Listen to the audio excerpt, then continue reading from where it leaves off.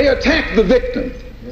And then the criminal who attacked the victim accuses the victim of attacking him. Yes, sir. This is American justice. Yes, sir. That's right. This is American democracy. Yes, and those of you who are familiar with it know that in America, democracy is hypocrisy. Calling us greasers, dirty Mexican greasers, calling us spics, and it's really uncalled for. We always say the Black Panther Party that they can do anything they want to us. We might not be back. I might be in jail. I might be anywhere. But when I leave, you can remember I said with the last words on my lips that I am a revolutionary. As the indigenous people, we have watched this thing happen on our hemisphere. We have seen what has happened. We have seen them come in and confuse and attack every single remnant of racism in this country until we have ended the war in Vietnam and the neo-colonialism in Africa. We are not going to stop fighting until every political prisoner is free and until all the monstrous dungeons in this country are mere memories of a nightmare. Sisters and brothers, that is what the power of the people is all about.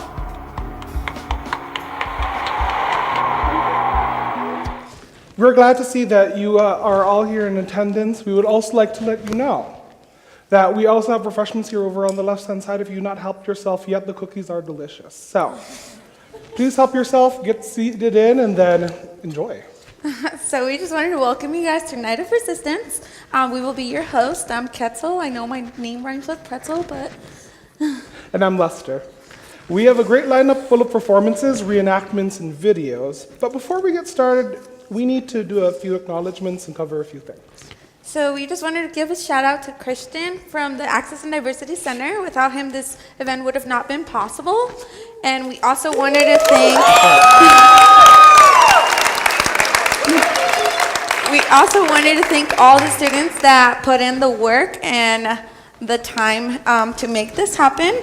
Another thing we also wanted to go over is we've done our best to cut out any unnecessary language and any violence, but we do want to make sure that you guys are advised that there might be some content that's inappropriate for some.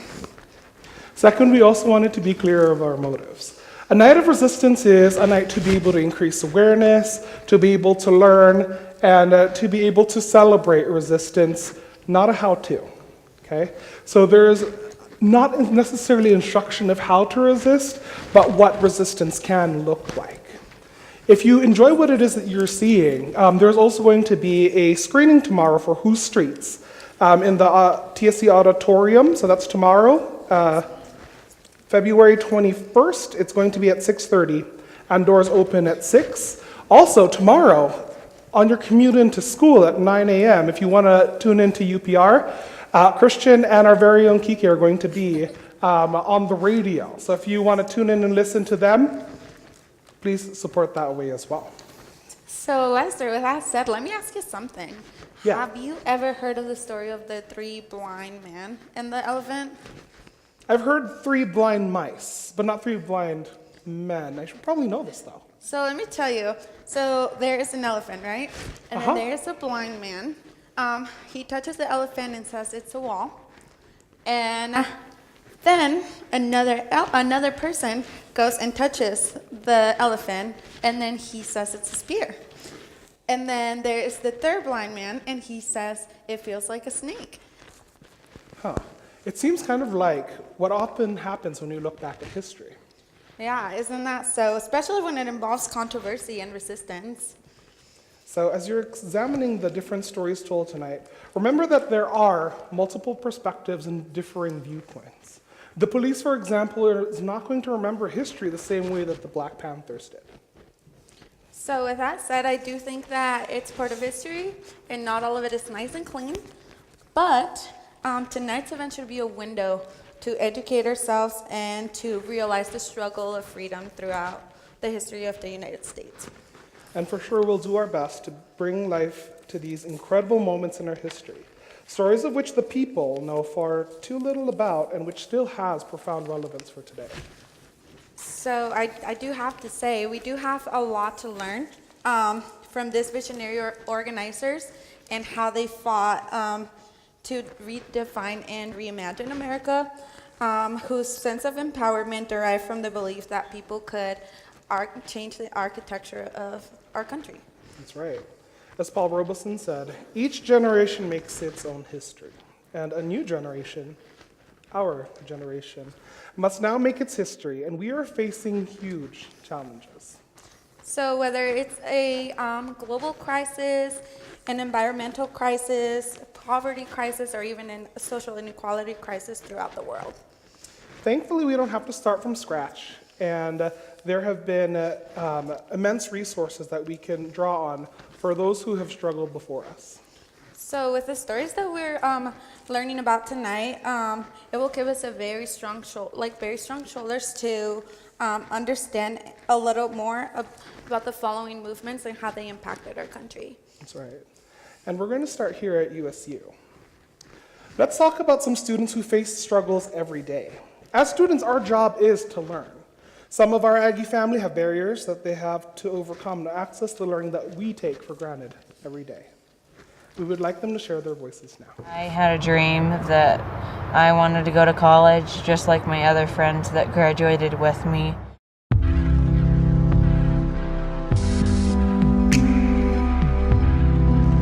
I want to picture myself as an elementary school teacher in whatever state I end up in. I want to put a choir together. I want to work with children with special needs in a daycare setting. College can be tough for everyone because obviously we're all here to learn, but learning takes time. During Aggies Elevate, I kind of learned how to take things seriously, just getting all the assignments done on time. Well, I did expect college to be difficult, and it is. Aggies Elevated is a program for kids with intellectual disabilities who want to go to college.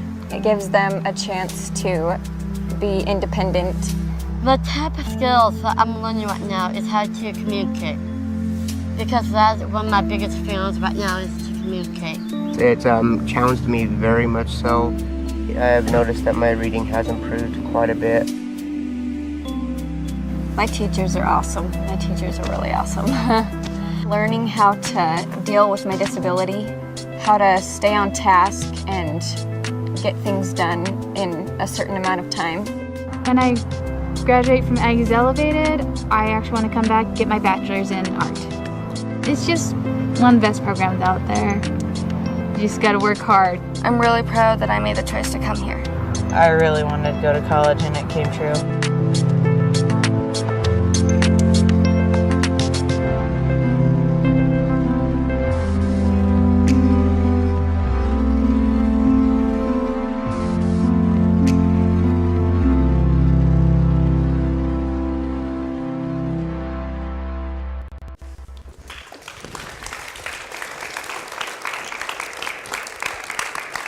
So what do you think, Etzel? So I really think it puts things into perspective. Not like a lot of the times I feel like I'm just walking through the hallways in this school and not realize the story behind everybody. And the fact that we have a program like that in our school is so amazing. So yeah, it makes me want to reach a little harder for my dreams too. Yeah, and anything can be possible if you set your mind to it, I believe. Yeah. All right, so let me ask you something. Okay. Have you ever been to Alaska? Random, but no, I haven't. I do know it's cold up there, though. Okay, well, obviously, but did you know that Alaska's like super big? It's like bigger than California, Texas, and Montana combined. What? Yep. That's like a quarter of the entire country. Right, there is like 5 different climate zones, and then I guess the temperatures vary from like -80 to 100 degrees in the summer. So, I mean, as Utahns, I think we would probably die out there. I mean, I'm sure we could manage. No, we would die. But I think when I think about it, Alaska does start basically where Seattle is and then goes up into the Arctic Circle. So if all of that's Alaska, it has to be pretty big. And did you know that indigenous people lived all throughout the years, like for like 1,000 years, I believe. Yeah, like Eskimos, Alaska Natives. Okay, let me correct you, because you're not 100% there, but so kind of, but like not really. There are actually 8 different indigenous cultures spread across the state. Well, see, that just shows how little I know. Don't worry, I got you. We're here to learn, right? All right, well, let's learn together. The Alaskan Natives, as they collectively call themselves, are many distinct peoples with different languages, cultures, and traditions. Let us first take a moment to honor the many different tribes in Alaska. Starting in the north, the Inupiaq and Yupik tribes. In central Alaska, there are a number of northern Athabascan cultures.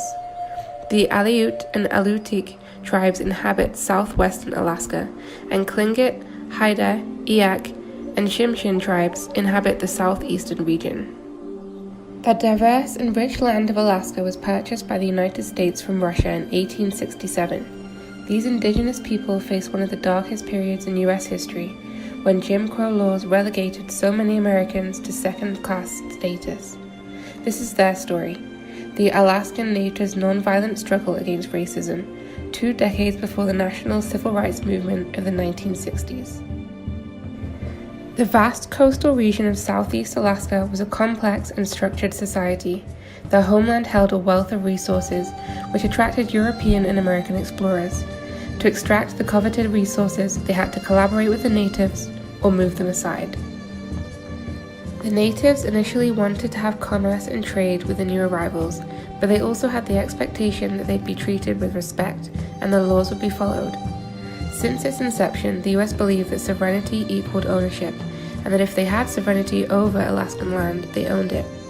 Clan leaders objected by protesting legally and politically, but the natives continued to be treated as mere obstacles to development and expansion of the country. Conflicts led to the shelling of several southeast Alaska villages. The village of Angoon was destroyed and its people left homeless. The land was no longer protected by isolation, so waves of smallpox, influenza, and measles devastated native societies. Literacy laws prevented natives from voting. Native and white children in Alaska had to be educated in segregated schools. Mixed blood children could attend white schools if their parents abandoned their tribal relationship and lived a so-called civilized life. Boarding schools were created to facilitate assimilation of young natives by eradicating their language and culture. Feelings of inferiority and shame were associated with all things native. Whether civilized or uncivilized, assimilated or not, natives were not citizens. The US Constitution and Bill of Rights did not apply. They continued to live under Jim Crow laws. Like most other Alaskan towns, Nome had its share of Jim Crow laws. Whites and natives seldom mixed. The only movie theater in Nome, the Dream Theater, reserved the main section for whites and left the balcony for natives. In 1944, Alberta Shank Adams, the 15-year-old daughter of Inupiaq women and a white man, worked as an usher in the theater. It was her job to ask native people to move from the whites-only section. This fiery teenager was troubled by the segregated seating. When she complained to the management, she was fired. Alberta again crossed local racial barriers when she and some native friends refused to leave a dance put on for the military. Adams wrote about the incident in a letter to the editor of the Nome Nugget. To whom it may concern. This is a long story, but we'll have to make it as brief as possible. I believe we Americans, and also our allies, are fighting for the purpose of freedom. Many of our early ancestors fought for this very same purpose, so their children and their children's children would be free. I only truly know that I am one of God's children.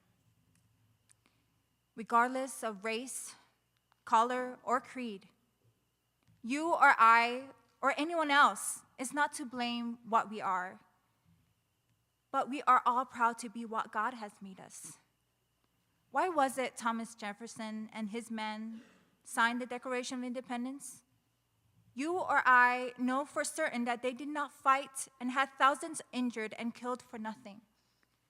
It had been known and said through centuries that all American citizens have the right to go, do, and say what they please. What has hurt us constantly is that we are not able to go to a public theater and sit where we wish, but yet we pay the same price as anyone else, and our money is gladly received. We are not allowed even to go to public doings, only when money is concerned for the benefit of the so-called society people of our city. Every so often, Red Cross donations are contributed by all the people, regardless who they are, for the aid of foreign countries surrounding America. We gladly offer and give help to those in need, but when Red Cross social entertainments are given, we are entirely left out. It looks as though we are not good enough to be invited. These people trying to be so-called society people are only following the steps to Hitlerism. Alberta Schenk. In 1944, Alberta accepted an invitation from a white soldier to go to the movies. They took the only 2 seats remaining in the theatre, in the whites-only section. After refusing to leave, Alberta was arrested, but this didn't dampen her resistance. Alberta returned to the theatre a week later with her father. He knew there'd be trouble, so he was there to pay the $15 fine. On the Sunday following Alberta's arrest, a group of Inupiaq Eskimos purchased theatre tickets and sat wherever they chose, but still, in the theatre, segregation policy continued. Alberta sent a telegram to the governor, who wired the No Mayor demanding an explanation. He also wrote Alberta a personal letter. The governor promised her he would push for passage of an anti-discrimination bill. In January 1945, the territorial legislature convened to consider the bill. With Alaska Natives now represented in the House, the measure passed easily. There was strong opposition in the Senate, led by Senator Alan Shattuck. A tie vote was all they needed to kill the legislation. Elizabeth Peratrovich, a civil rights leader for Alaskan Natives from the Tlingit Nation, lobbied on behalf of the bill. I just wanted to add that it would appear the House, since they did not hold much debate, hardly considered the impact of the bill. Even bills with the best of intentions can sometimes disguise detriments. Therefore, we should not be too hasty to pass any bill, regardless of its humanistic appeal. I have mixed feelings about this legislation, since I believe that the Constitution of the United States makes it very clear that life, liberty, and justice for all. And that includes the natives of this land, as well as the Indians of the lower states and territories. We have documented reports of the case after case of differential treatment. Natives do not sit with the whites, service are denied, bathrooms are segregated. Would you rather aggravate the situation by forcing them together? Let the gentleman conclude his statement. I am saying that I believe there may be need for such legislation, and that's what I have to say. All right, Mr. Whaley, you may proceed. Thank you, Mr. Chairman. This bill here could be easily misunderstood. Why? It proposes to fine a person if they do not comply. And for what good reason to bring together 2 races into one society? We are not of the same society any more than we are of the Japanese. Mixing whites and natives is like mixing oil and water, and like such can only break down the fine-tuned engine of our democracy. Let us not forget that we are at war and should be putting our energies into supporting our country, not burdening it with frivolous legislation. Far from being brought together, the races should be kept further apart. Who are these people, barely out of savagery, who want to associate with us, whites, with 5,000 years of recorded civilization behind us? No more outbursts, please. It is the lawyer who stands to gain from this legislation and the constant litigation that will result if this bill is passed. Overall, natives function better when they are left on their own. They're happy in their villages. Let them be. And let us have our recreation and activities to ourselves. After all, it is a free country. I'm not opposed to ending discrimination where it truly exists, but this bill, well, it would only end up forcing law-abiding whites to live with, work with, and sit with natives. I, for one, do not wish to sit next to an Eskimo in a theater. Truth is, they smell.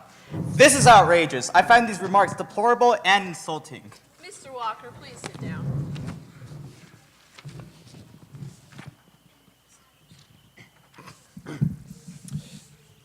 Not all natives wish to associate with whites. This is certainly true, but it is the mixed breeds who are the source of the trouble here. I believe in racial pride and do not think this bill will anything other than arouse bitterness. Mr. Chairman, the natives are people who have been treated terribly by our society. We have white sections that natives cannot sit in. Recently in Nome, a woman was thrown out of the theater for it.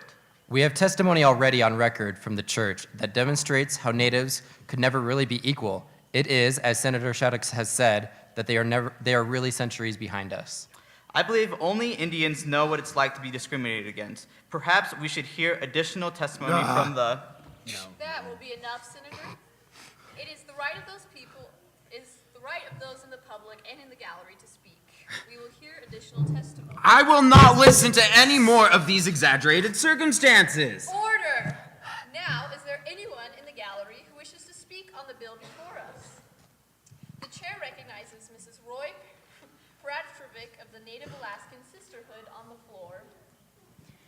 I would not have suspected that I, who am barely out of savagery, would have reminded gentlemen with 5,000 years of recorded civilization behind them our Bill of Rights. When my husband and I moved to Juneau, we saw a home in a nice neighborhood where our children could play happily with our neighbors' children. And we found such a house and had arranged to lease it. But when the owners learned that we were Indian, they said no. Would we be compelled to live in the slums? Even now, there are doors to schools closed to our children and signs that make it quite clear that I, as well as our dogs, that are not allowed in certain establishments. And many of the hotels and restaurants turn us away. Well, discrimination occurs in many ways, let me assure you. There are 3 kinds of persons who practice discrimination. First, the politician who likes to maintain an inferior minority group so that he can always promise something. And second, the Mr. and Mrs. Jones who aren't quite sure of their social position and so are kind to you on one occasion and can't see you on the next, depending on who they are with. Third, the great Superman, who believes in the superiority of the white race. Well, it is this kind of perpetuated thought that serves to segregate and discriminate. And in answer to Senator Shaddix's earlier question, do we believe that the passage of this bill will eliminate discrimination? Well, have you eliminated larceny or murder by passing a law against it? No law will eliminate crime, but at least you as legislators can assert to the world that you can recognize this evil of this present situation and speak your intent to help us overcome discrimination of all Alaskans. The Senate passed the bill 11-5, and the Anti-Discrimination Act was signed on February 16, 1945.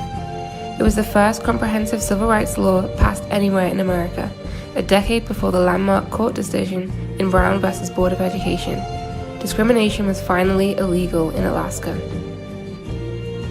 The civil rights movement transformed itself again in the 1960s, when the Alaska Federation of Natives was formed to continue resistance and take up the fight over land claims. They achieved passage of the Alaska Natives Claims Settlement Act in 1971. Today, the Alaska Federation of Natives is one of the largest and most powerful Native organizations in America.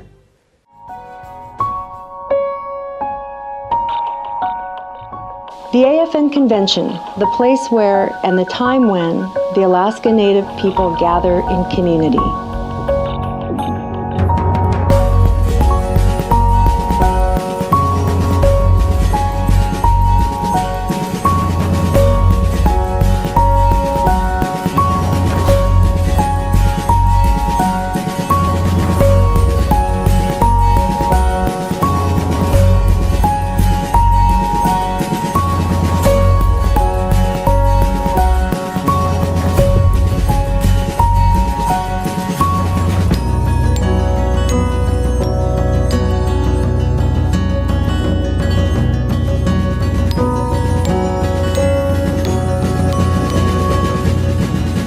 If you are Alaska Native, then you have all the power to make a better world for your children and your children's children. That is what we have been doing, and that is what we will continue doing today.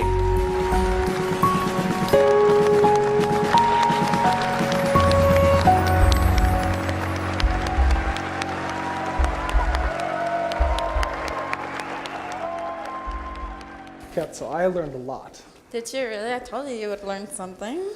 Yeah, you know, and I feel like it's my turn. So, do you know where I call home?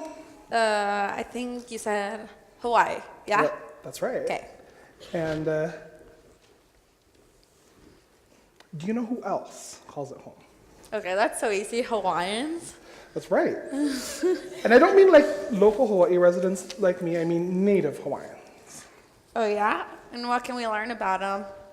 Isn't Hawaii a state? Yes, and it used to be the only state with a monarchy. Really? So what happened to them? Well, let's learn about that all together.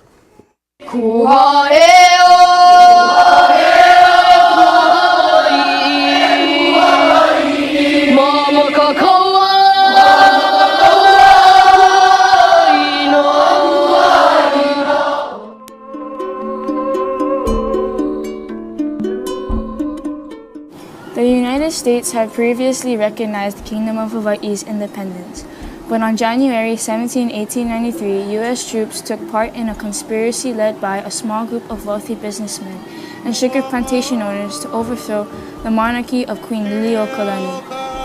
Most Hawaiians opposed the sudden, violent, and illegal seizure of the government, as did incoming President Grover Cleveland.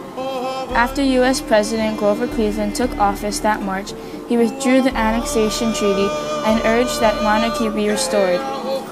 Once Cleveland left office in 1897, the U.S.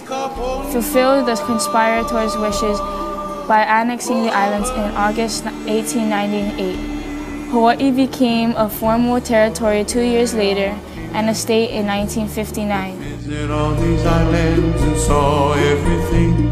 How would they feel about In 1993, President Bill Clinton signed a bill apologizing to Native Hawaiians for the overthrow of their kingdom. they were around and saw highways on the sacred grounds? How would they feel about this modern city? Today, Hawaii is very different. Now we are a part of the United States. It's more than just the government that has changed. It was the entire Hawaiian culture. Recently, there has been protests about the sacred grounds of Mauna Kea. It is known for a special location for many Native Hawaiians.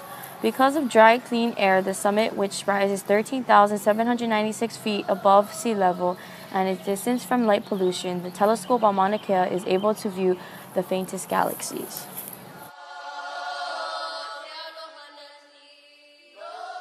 Have seen the glory, so let us raise our voice in song to save our land. All Hawaii stands together.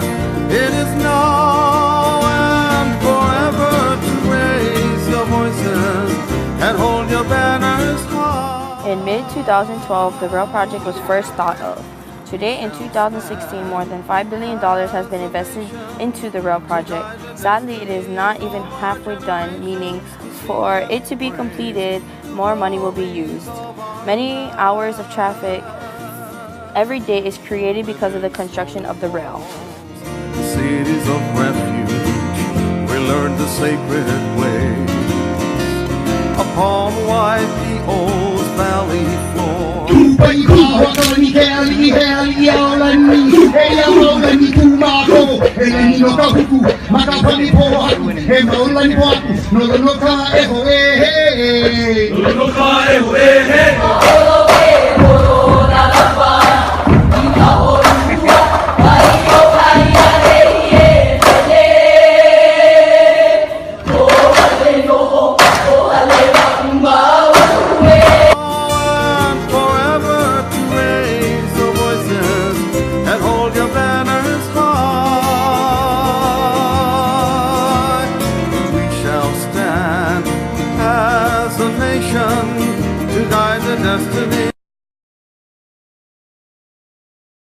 I wanted to share a little bit about my own experience growing up in Hawaii.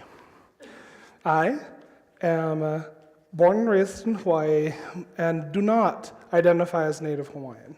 My parents are in fact from the Philippines, and they immigrated to Hawaii to work on sugarcane plantations. And while I do call Hawaii home, I do not call the Native Hawaiian culture as my own. It is, though, part of my home, and as one of the things I had to learn as a kid was things that involved Hawaiian history, Hawaiian language, dance, and a lot of education around Hawaiian culture. One of the things that I had also learned is that Hawaii is really unique in the fact that they have a state anthem, one that is written in the indigenous language, Hawaiian. That is one of the ways that active resistance is still being held in Hawaii today, as it is a hymn that calls for a united Hawaiian kingdom under the great King Kamehameha. So as a favor to me, if you could all please stand. I would like to share that hymn with you as well. And if you are from Hawaii, and I know you are out there, please sing Hawaii Pono'i with me. Ready? Hawaii Pono'i Nana'i Kamoi Kalani Ali'i Ke Ali'i Makua Lani E Kameha Meha E Nakawa E Pale Meka Ihe Makua Lani E Kameha Meha E Nakawa E Pale Meka Ihe.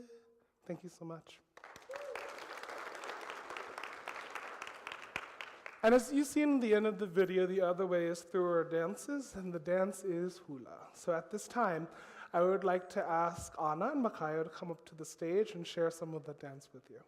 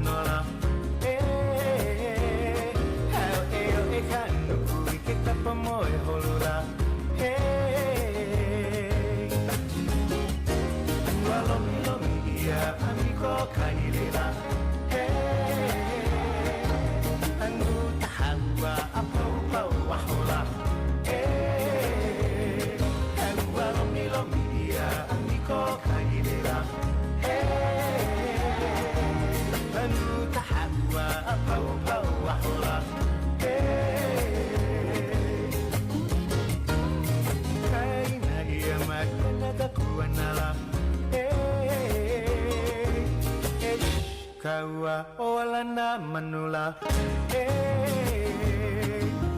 Haina ia magna takuanala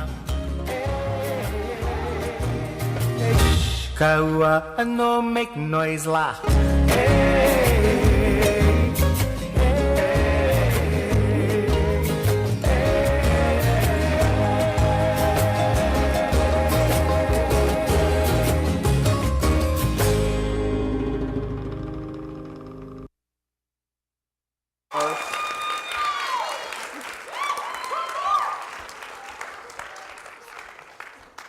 Thanks again to Anand Mikhail for sharing some dancing with you. Wow, that was really good. Honestly, I don't know how to move my hips like that, even though I'm Latina, so. Okay, so we went to Alaska. That's right. We went to Hawaii. Uh-huh. Where are we to next? Well, since we visited state 49, state 50, maybe we should do the rest of the continental U.S. All right. So, let me ask you something. Did you know how many Native American tribes are there in continental U.S.? Like 150. Okay. There is about 300. Isn't it crazy? Now, let me ask you again. Do you know what AIM is? AOL Instant Messenger. Okay. This is really awkward because I don't know what that is. But Oh, okay. well, let me tell you. It's actually, so it stands for American Indian Movement, and it was a civil rights organization for Native Americans. Well, that's more learning for all of us. Yep. So, John Trudell, who played a key role in the movement, passed away in December of 2015. Now, let us share a quick moment of silence for him.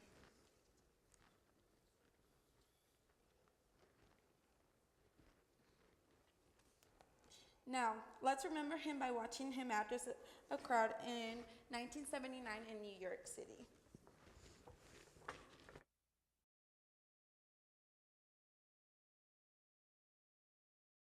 I want you to listen to this man speak. His name is John Trudell.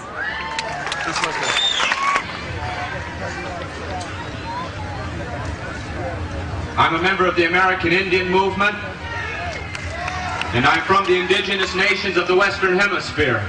As the indigenous people, we have watched this thing happen on our hemisphere. We have seen what has happened. We have seen them come in and confuse and attack. We understand that the issue is the land, the issue is the earth. We cannot change the political system. We cannot change the economic system. We cannot change the social system until the people control the land, and then we take it out of the hands of that sick minority that chooses to pervert the meaning and the intention of humanity. Good evening. Good evening. Ja, she Christopher Captain in she na karane nishin ashin basichin but tennis che ki ani dashnele. Dot abij ini danasha. Greetings. I do my 4 clans, and those who are or Navajo knows if I'm related to them, which if you would come to the NAS activities, we're basically all related. And so, and I also said the location of my homeland, which is Aneth, Utah. Right now, the American Indian Movement, started by John Trudell, was just a continuance of history that's been repeated among the Native tribes in the Americas. And one I want to talk to you right now is that's not too far from here, just 30 minutes north of here. To many people call this a battle.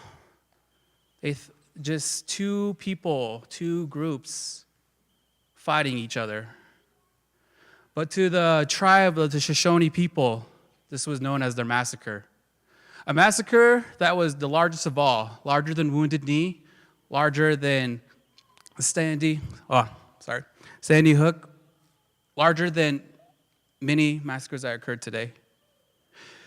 A tribe member, Bear Hunter, he's the leader of the Shoshone group, arose one morning, and he looked toward the distance, basically toward Logan area, a big fog, mist that was coming. At first, they thought the weather is going to be changing. However, as that mist and fog came closer, it wasn't just mist and fog. A cavalry of 200 militiamen from California were ordered to execute and murder over 300 Shoshone men, women, and children. This went on for 4 hours. And what we have left here now, just north of here, are different bands of Shoshone who had to fight for survival.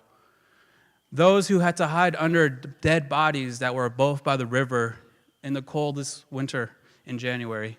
Winter not too much different from what we experienced this past 2 days. Many of them fought for survival.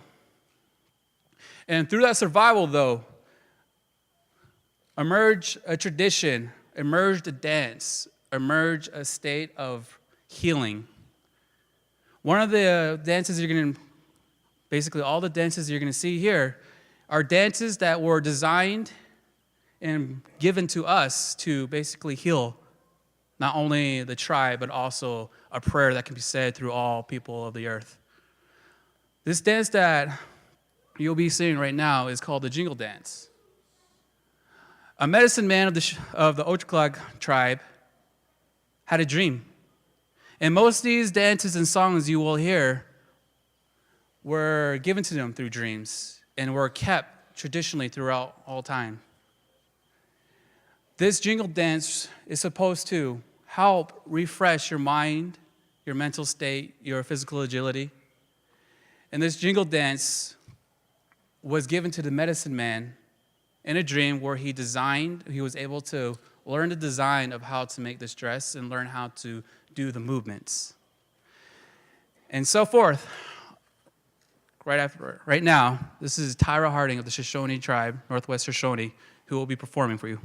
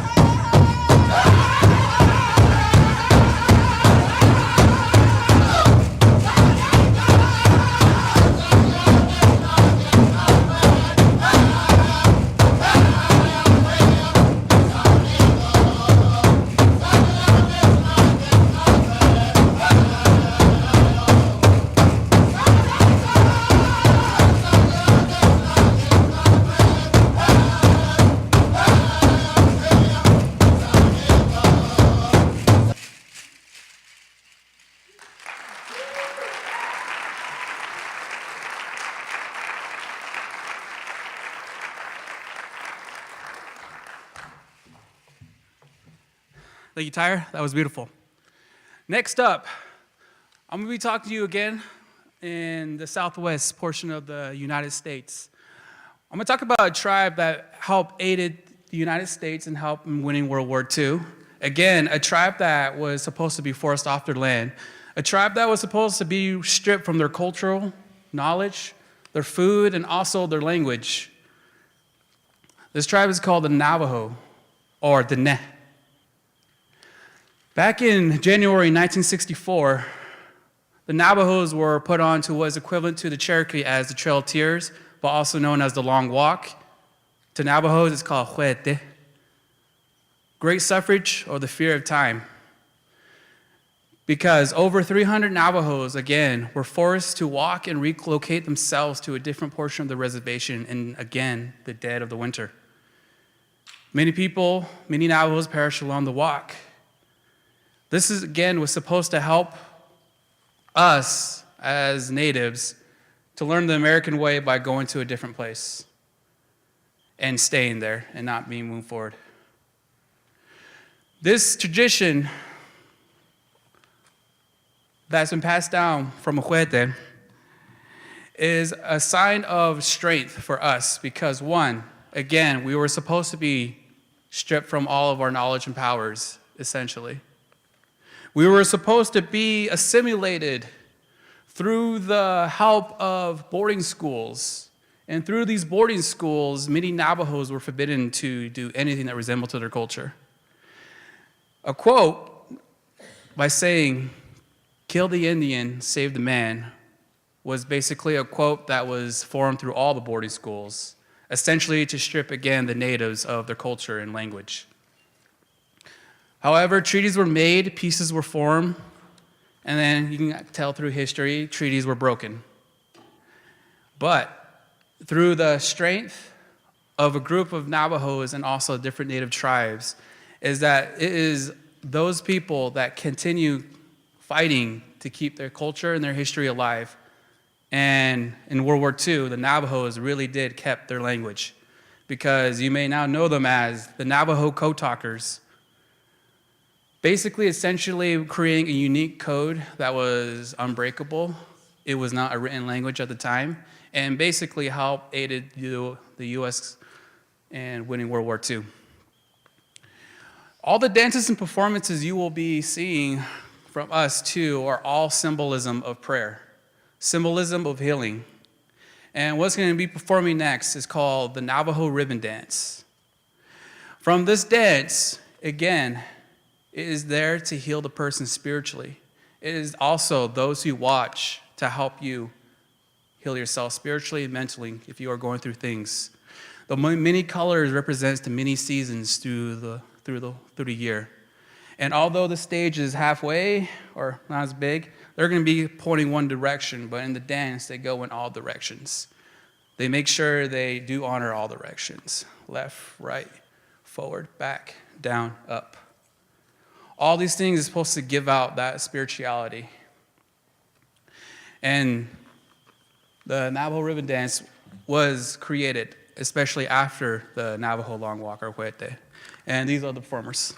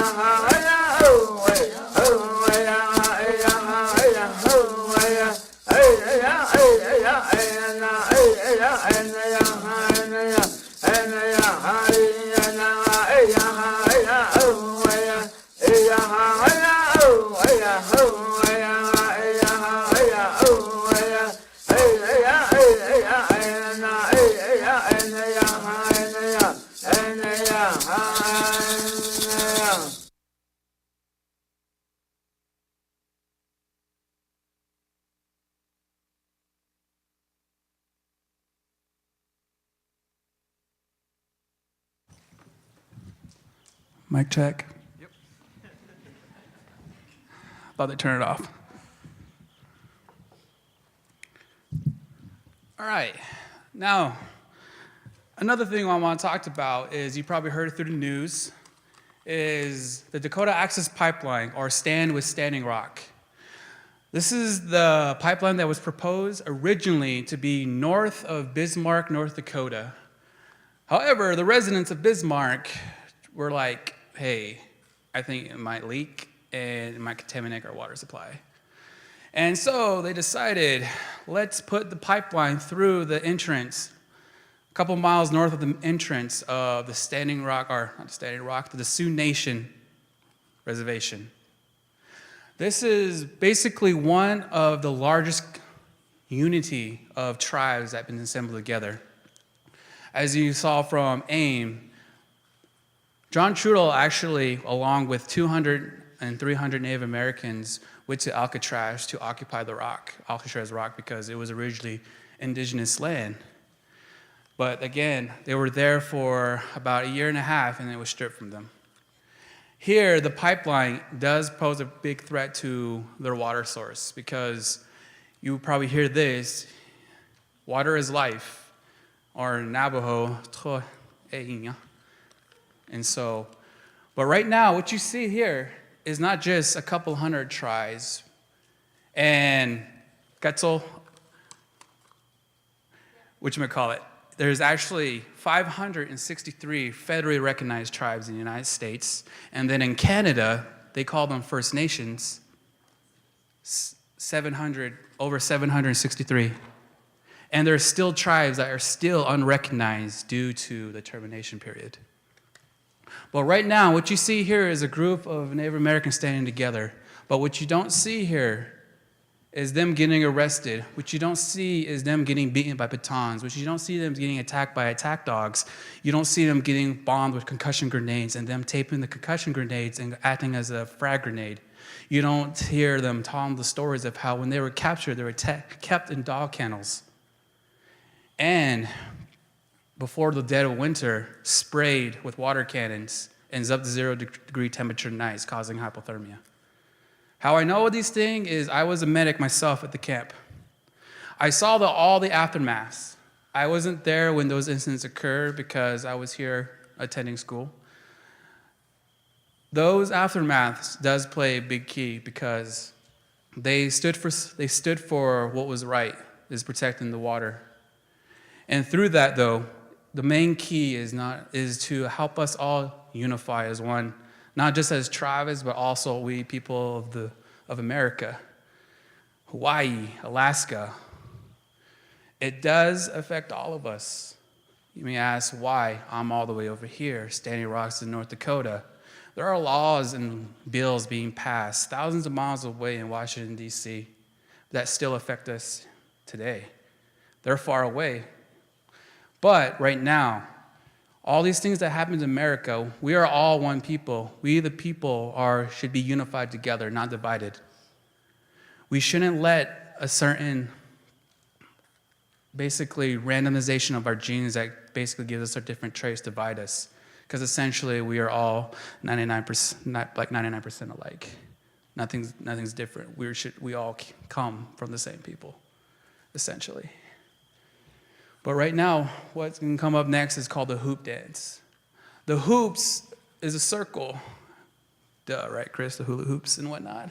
And so, but we use that with Navajos and all law tribes is the circle of life. The circle of life is in all of our lives and not just the Native people. This is also a prayer given to you, given to us to share, to basically help you go over conflict and spirituality. And these hoops, these circles of life, when you put them together, you can form your own image of what is sacred to you, what you hold to yourself. And again, these are the hoop dancers.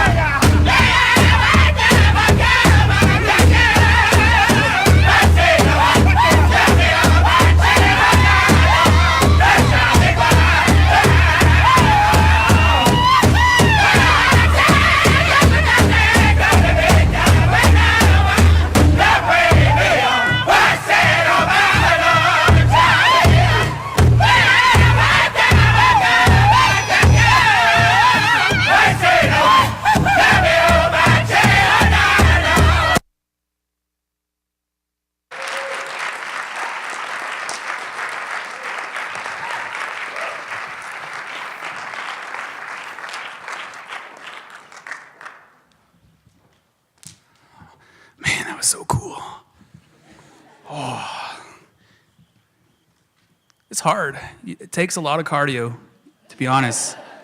And it took me about 6 hours to make my own hoops. It's not here right now because I totally couldn't really get myself to do those hoops yet, but it is cool symbolism.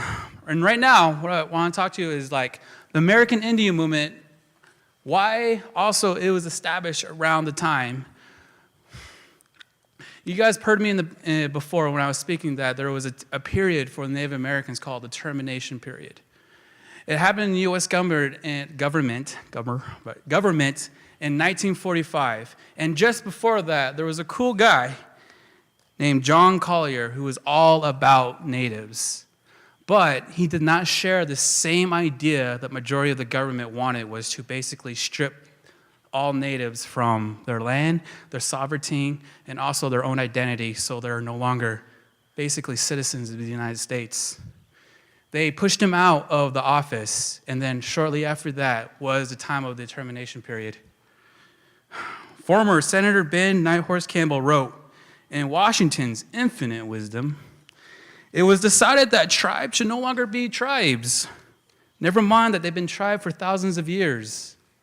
Like, why was that said? But John Trudell, one of the co-creators of the American Indian movement, was there to basically have a voice for the tribes. Of course, he didn't speak for all the tribes on all their own policies that they're dealing with their own reservations, but he recognized the impact it does to everywhere else.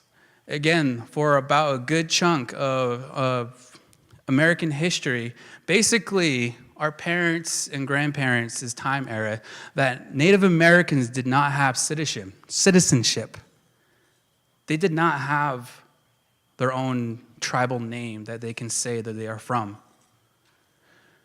Those who opposed the termination period, including the Native Americans, were known as anti-American.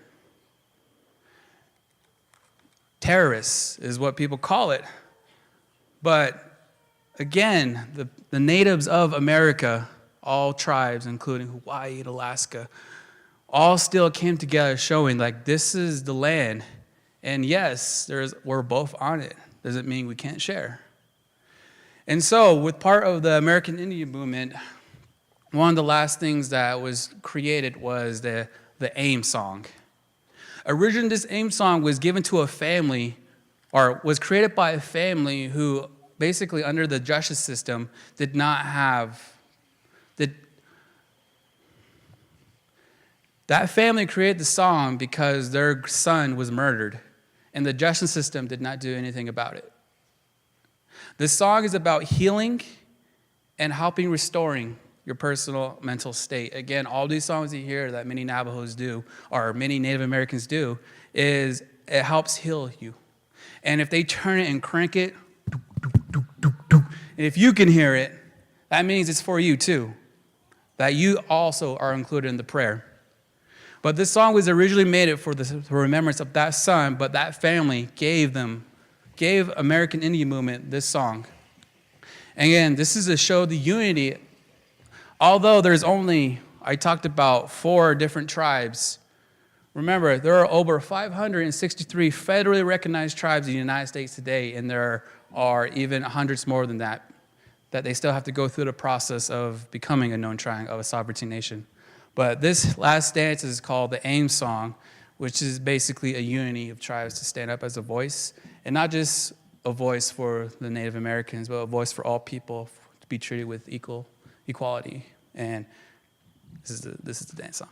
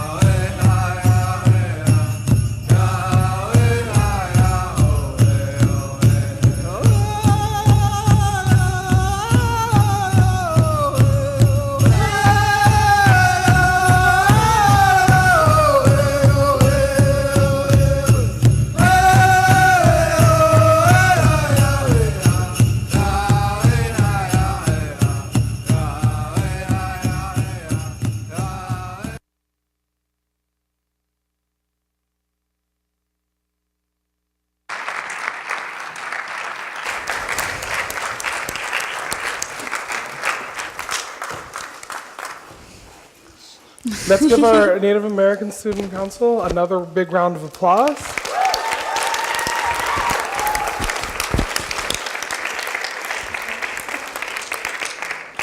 I find that after learning about all these stories, I will take whatever healing that I can get. Now, this brings us to our next act, the Rainbow Connection. To start, I would like to call upon Macy Keith to come up to the stage to perform Overt Redux by Eve Ensler.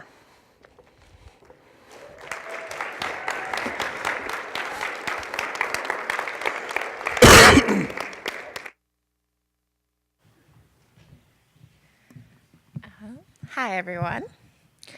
Before I begin this piece, when we're talking about LGBT issues, a lot of people kind of forget what that kind of encompasses, which it doesn't just talk about sexual orientation, but it also talks about your gender identity, which is more than just a man and a woman. This piece by Eve Ensler does talk about sexual assault and rape. It's kind of the focus of this piece, so I just wanted to let you all know before I begin this piece. But with that as well, before I begin, I may be talking about physical and sexual assault, or what we call rape, but this piece hits on a really important piece of what rape looks like, or ideas of what rape is, which another term can also mean to plunder or strip away one's resources or identity, and I feel that this is very applicable. So with that, I'll go ahead and start. I am over rape, rape of all kinds. I am over women, cisgender, transgender, and gender nonconforming, having to tell our stories over and over, traumatizing and re-traumatizing ourselves over and over. The stories and names and identities of perpetrators remain protected and anonymous. I am over rape culture, where privileged people with political and physical and economic power take what and who they want, when they want it, as much as they want, anytime they want it. I am over how long it takes for anyone to ever respond to rape, and how long corporations and partners protect abusers through payouts and backroom deals. If that same president who now runs our country, or CEO stole money from you or killed someone, you can bet they'd be fired on the spot, and they would be charged in court. I am over the 3 out of 4 women who experience sexual harassment, feeling they can't tell anyone for fear of losing their job or not being believed. I am over women being slowly made insane and angered and humiliated and shamed by being forced to ignore, deny, block out, tolerate, minimize the sexual harassment in order to survive. I am over 33 million US women being sexually harassed and 14 million sexually abused in work-related incidents, as reported by ABC News Washington Post. I am over domestic workers being held as sex slaves. I am over undocumented workers being sexually and physically abused and then having no place to turn to for protection or justice. I am over restaurant workers being made to tolerate being grabbed, insulted, degraded, and harassed at jobs because they are reliant on tips and paid $2.13 an hour. I am over 76% of nurses being verbally assaulted and kicked, punched, bitten, grabbed, or attacked by their patients or visitors on the job. I am over 60% of women farm workers suffering sexual abuse, so much so that their place of work has now been named the Field de Calzone, the field of panties. I am over hundreds of thousands of women in Congo still waiting for the rapes to end and the rapists to be held accountable. I am over 1 in 3 women in the US military getting raped by their so-called comrades.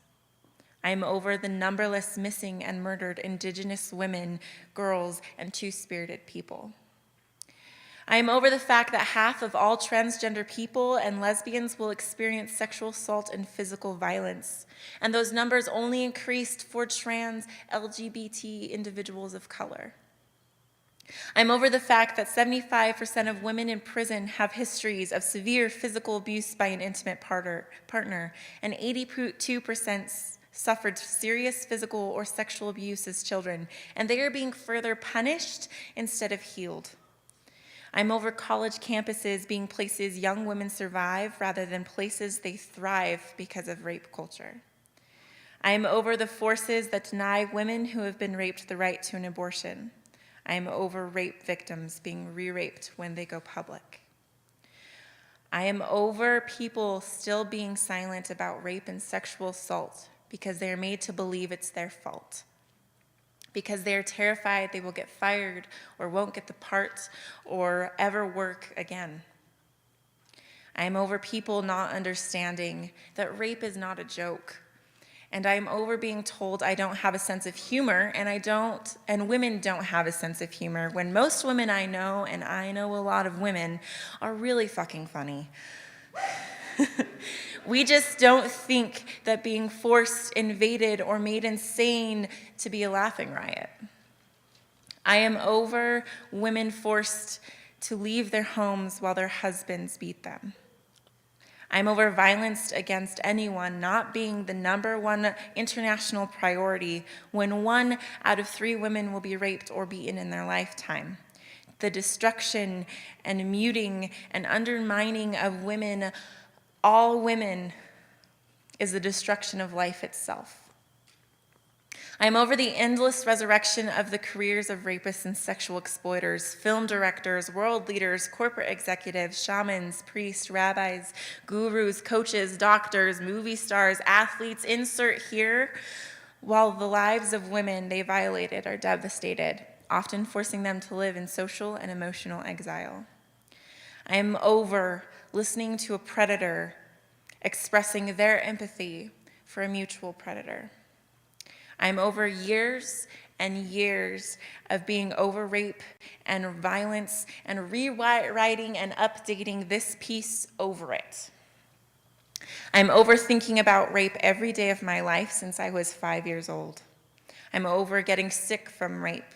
I'm over getting depressed from rape. I'm over getting enraged by rape. I am over reading rape horror stories every single day. I'm over being polite about it. It's been too long now. We have been too understanding. We need it to end now. We need people to truly try and imagine once and for all what it feels like to have your body invaded, your mind splintered, your soul shattered, and your experiences belittled. And really, deeply, truly, I'm over the passivity of good people. Where the hell are you? You live with us, work with us, make love with us, father us, befriend us, brother us, get nurtured and mothered and eternally supported by us. So why aren't you standing with us? Why aren't you driven to the point of madness and action by this violence and harassment and degradation and humiliation of people? Why aren't you rising in droves, going beyond apologies and confessions, realizing this issue is your issue, not ours?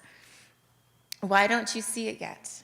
If you were to stand as one fierce band of insistent, consistent, loving people speaking to your comrades, your brothers, your friends, your family, calling out those around you, interrogating yourself, dismantling patriarchy in every boardroom, audition hall, hotel, hospital, office, farm, school, locker room, this whole thing would change overnight. Can we rise together? Can we change the paradigm? Can we rebirth the culture? Because we know that when all those who are oppressed, forgotten, or beaten down are safe, free, equal, and allowed to be alive in all their intensity, the whole story will finally change. I'm ready. Are you?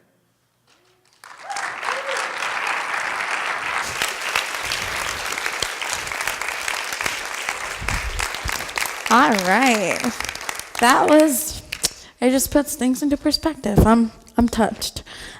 So the reason why this act is called the Rainbow Connection is to symbolize the many individuals and groups that form coalitions in order to show solidarity and face their struggles together. So now we're going to check out a short video about the Gay Liberation Front.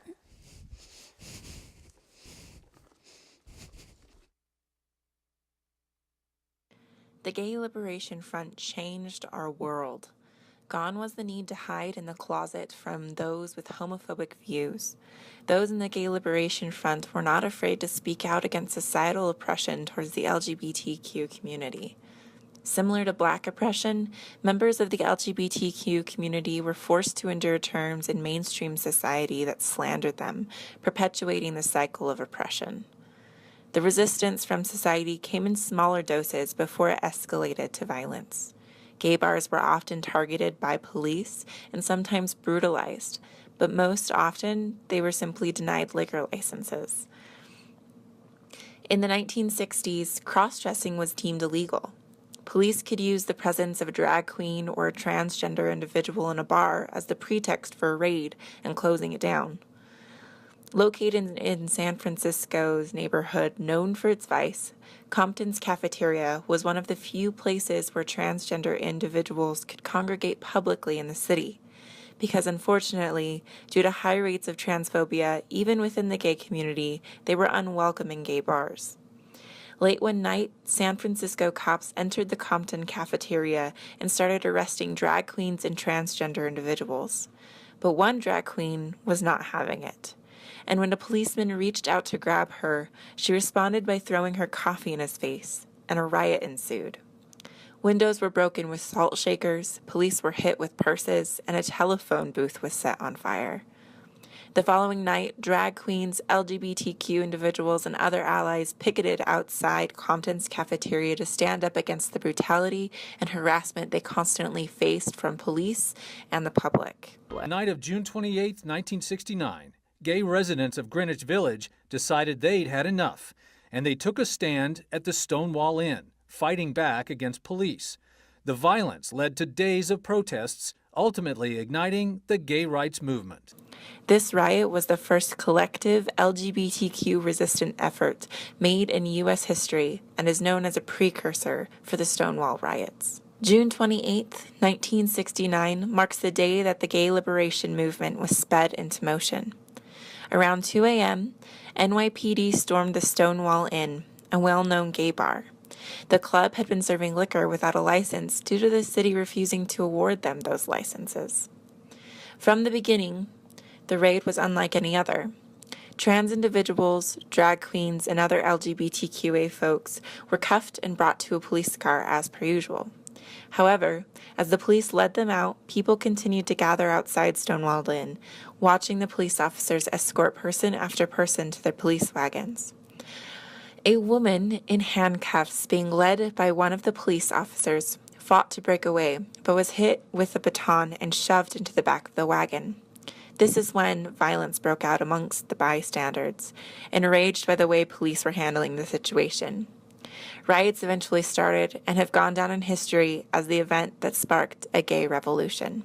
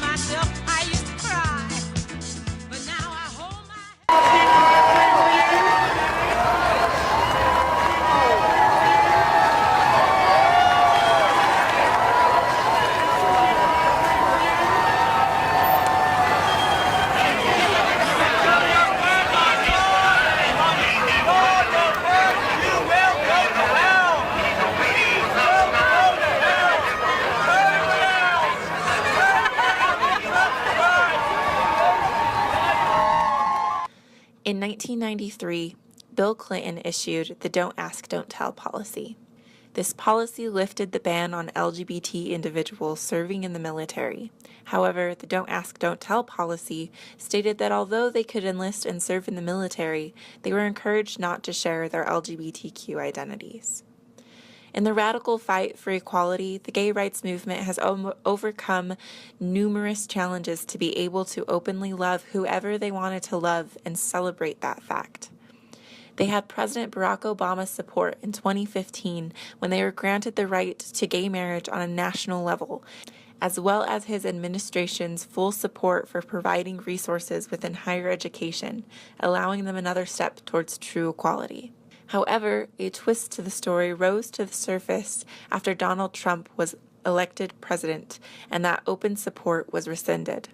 Now more than ever, the movement will fight to keep and pursue their rights and not live in fear.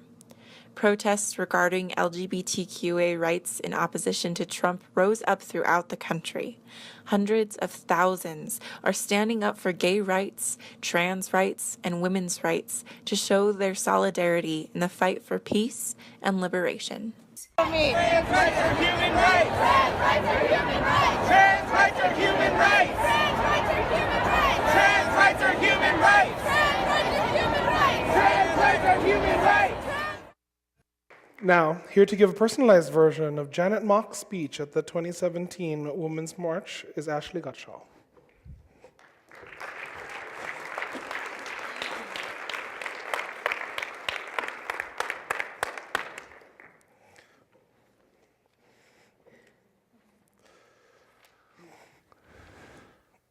Our movements require us to do more than just show up and say the right words. It requires us to break out of our comfort zones and be confrontational.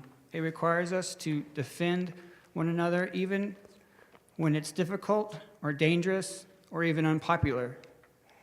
This requires us to truly see ourselves as one another and one another as siblings.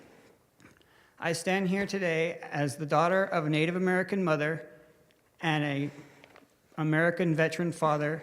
I stand here as the second person in my family to come to USU. I stand here as someone who fights for the rights of others as well as for myself. I stand here as a safe place for many LGBT youth and adults and children. I stand on this stage to unapologetically proclaim that I am a lesbian, I am a trans woman, I am an LGBT activist, and a revolutionary of bicultural descent. And I stand here today because of the work of my forebears, from Andre to Milk, from Ella to Harriet to Sylvia. I stand here today most of all because I am my siblings' keeper. My LGBT siblings are being beaten and brutalized, neglected and invisibilized, extinguished and exiled. They have been pushed out of hostile homes, intolerant schools, and have been forced into detention facilities, prisons, and deeper into poverty. These harsh truths should enrage you like they do me and fuel the fight, but we cannot survive on righteous anger alone. Today, by being here, it is my commitment to work for true freedom. This is what keeps me fighting. I realize the work is far from done. Our approach to freedom need not be identical, but it must be intersectional and inclusive. It must expand beyond ourselves and know with surpassing certainty that my liberation is directly linked to the liberation of the undocumented trans Latina yearning for refuge, the disabled student seeking unequivocal access, the sex worker fighting to make their living safely, and the African American dealing with injustice with police brutality. Collective liberation and solidarity is difficult work. It is work that will find us struggling together for this goal, as well as with one another on the direction we take. Just because we are oppressed does not mean that we do not ourselves fall victim to enacting the same unconscious policing, shaming, and erasing of others. We must return to one another with greater accountability and commitment for the work. By being here together, we are creating a resounding statement, a statement that stakes a claim on our lives, our loves, our bodies, our babies, our identities, and our ideals. But a movement is so much more than just a march or a meeting. A movement is that difficult space between our reality and our vision. Our liberation depends on all of us returning to our day-to-day lives and using this experience along with other experiences that have shaped us to act, to organize, and to resist. Thank you. All right. Thank you so much for that speech, Ashley. That was really good. So, Lester, do you know who that up there is? She seems familiar. Okay, that's Sylvia Rivera. So she seems familiar because wasn't she at the Stonewall riots in New York? That's correct. But did you also know that she was part of a Puerto Rican nationalist group, the Young Lords? That's part of the Rainbow Connection. That's correct. So let's check out a video and learn more about the Young Lords. The Young Lords Party was a revolutionary Puerto Rican nationalist group based primarily in New York City and founded in 1969. It's easy to remember the Young Lords as just another one of the many radical groups present in the late 60s and early 70s that were dedicated to fighting capitalism and racism. But unlike many of these groups, they deliberately fought sexism and homophobia. And from the records of their activism, it becomes clear that the Young Lords had a nuanced understanding of the interconnected systems of oppression and tried to create an organization that reflected that. We see this when we focus on two of the party members. First, Denise Oliver, the first woman on the Central Committee. Second, Pablo Yoruba Guzman, the Minister of Information. Oliver recognized how powerful sexism was in society. She wrote in Palante, the Young Lords publication, "When you look to any group to find out who's the most oppressed, it's always going to be the woman." She wrote, "There is still male chauvinism in the party. It's a difficult struggle for a man to liberate himself after 23 or 25 years of being a macho. But it wasn't just men who were a part of the problem."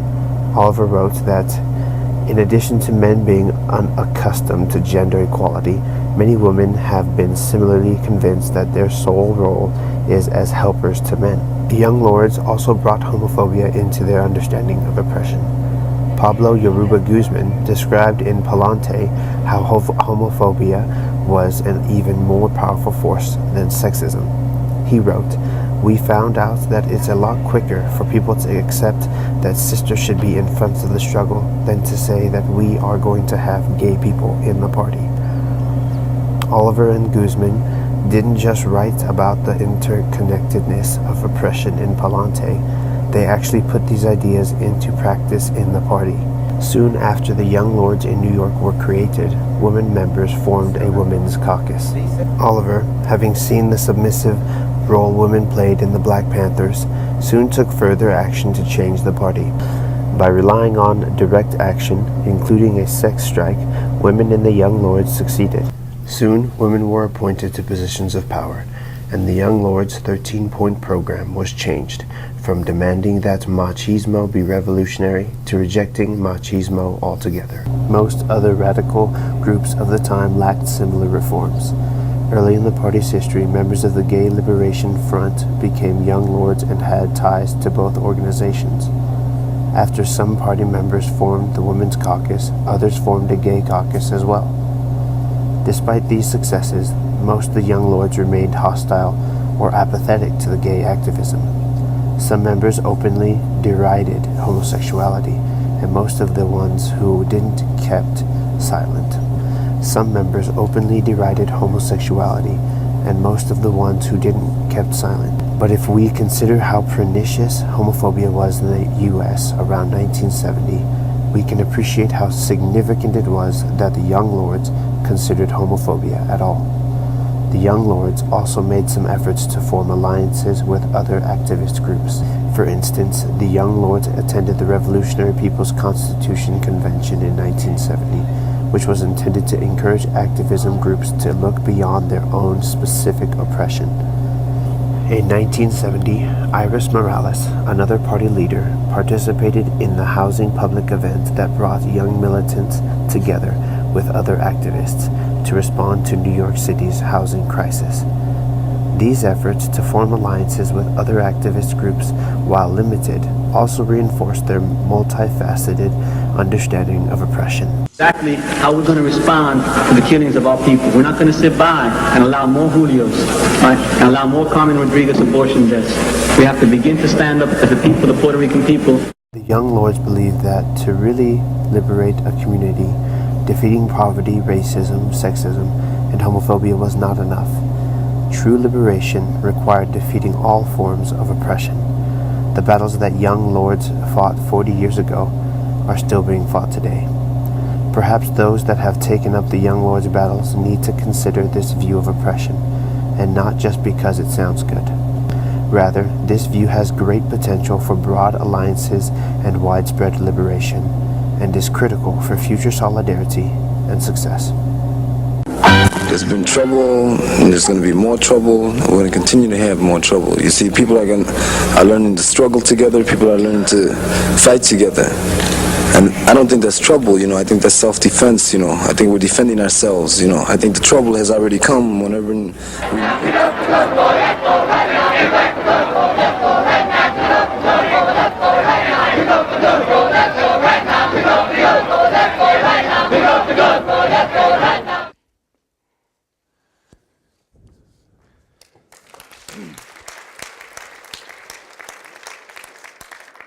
One of the most famous incidents involving the Young Lords was their occupation of a local church. Let's see why. In October 1969, right, the Young Lords Party began asking the First Spanish Methodist Church for space for a free breakfast program.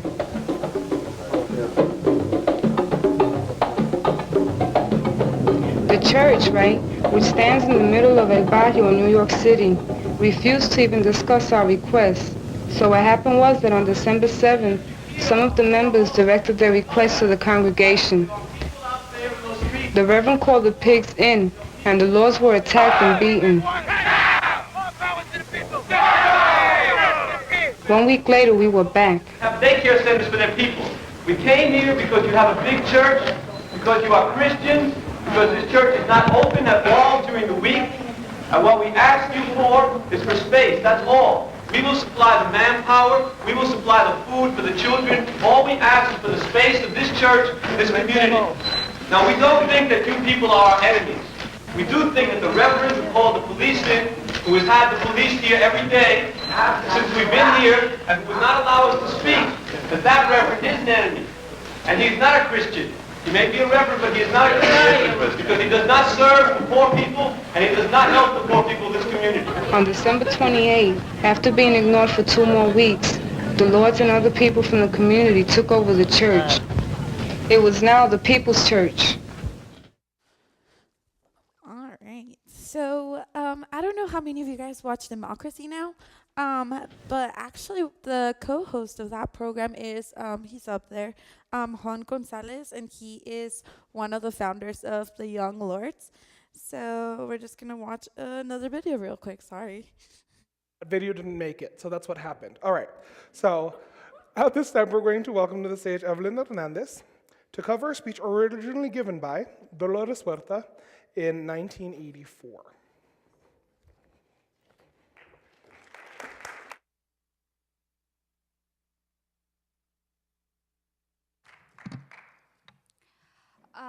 This speech was actually given in 1966.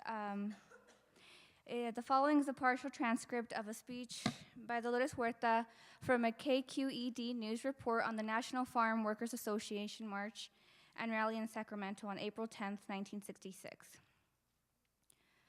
The organizing efforts of the National Farm Workers Association and today, our farm workers have come to Sacramento To the governor and the legislator of California, we say you cannot close your eyes and your ears to us any longer.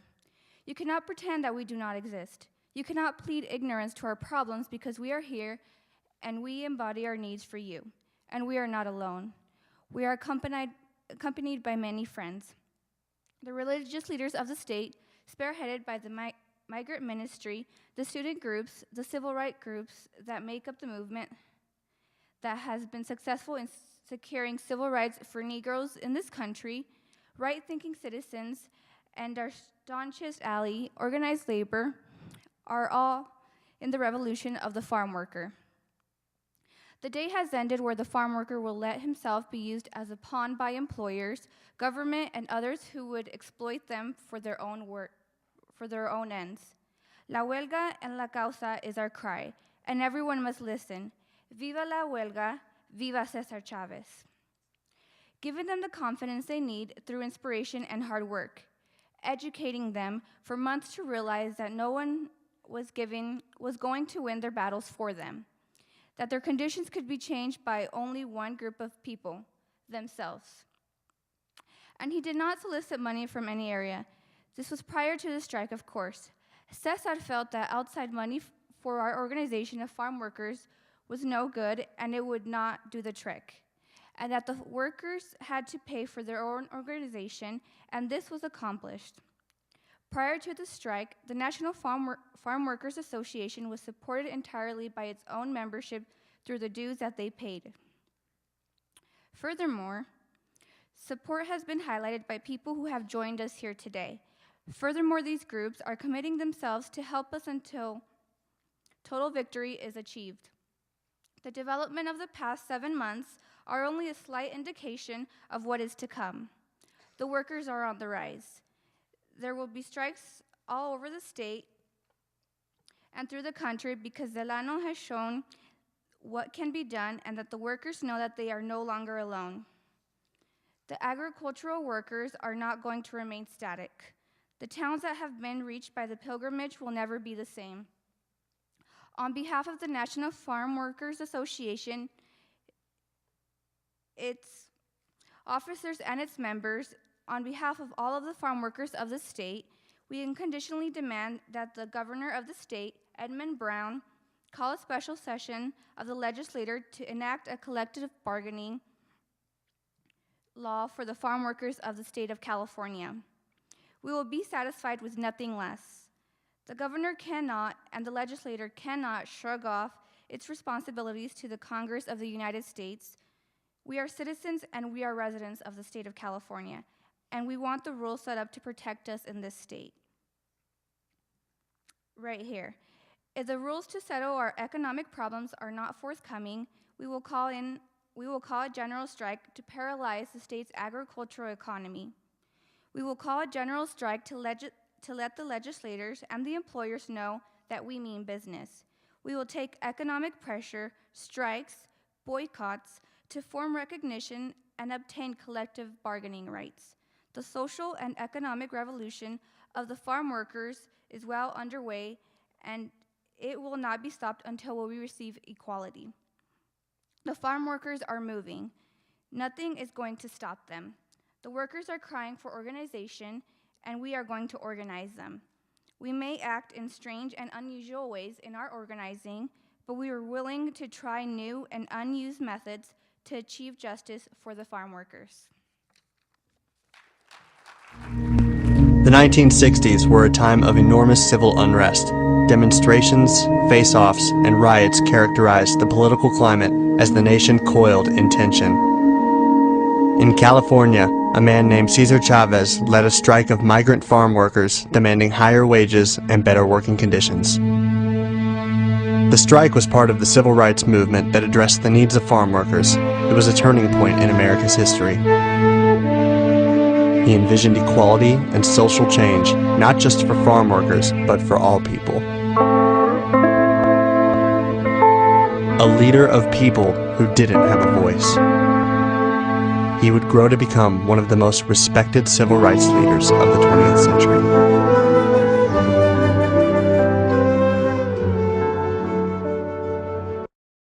The United Farm Workers Union is the only successful union ever established to defend the rights of those who grow and harvest the crops.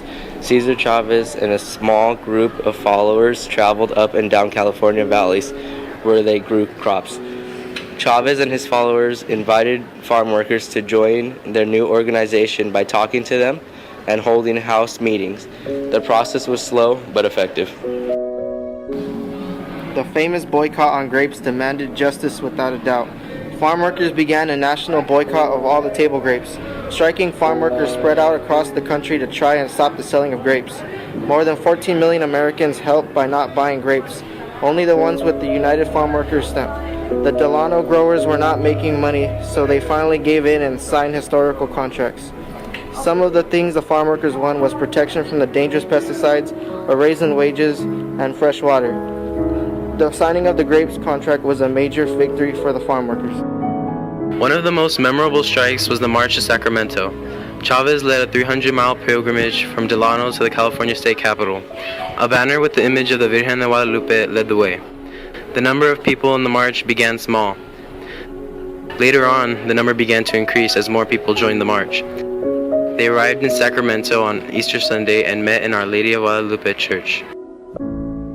In order to revive the movement, Cesar Chavez put his own body on the line. Chavez began a hunger strike inspired by Gandhi's nonviolent protests. Unfortunately, Chavez became very sick because of the lack of nutrition. Many farm workers were inspired and participated. The hunger strike became known on the news, and Robert Kennedy celebrated the end of the hunger strike with Cesar Chavez. The United Farm Workers became a significant force on the national politics.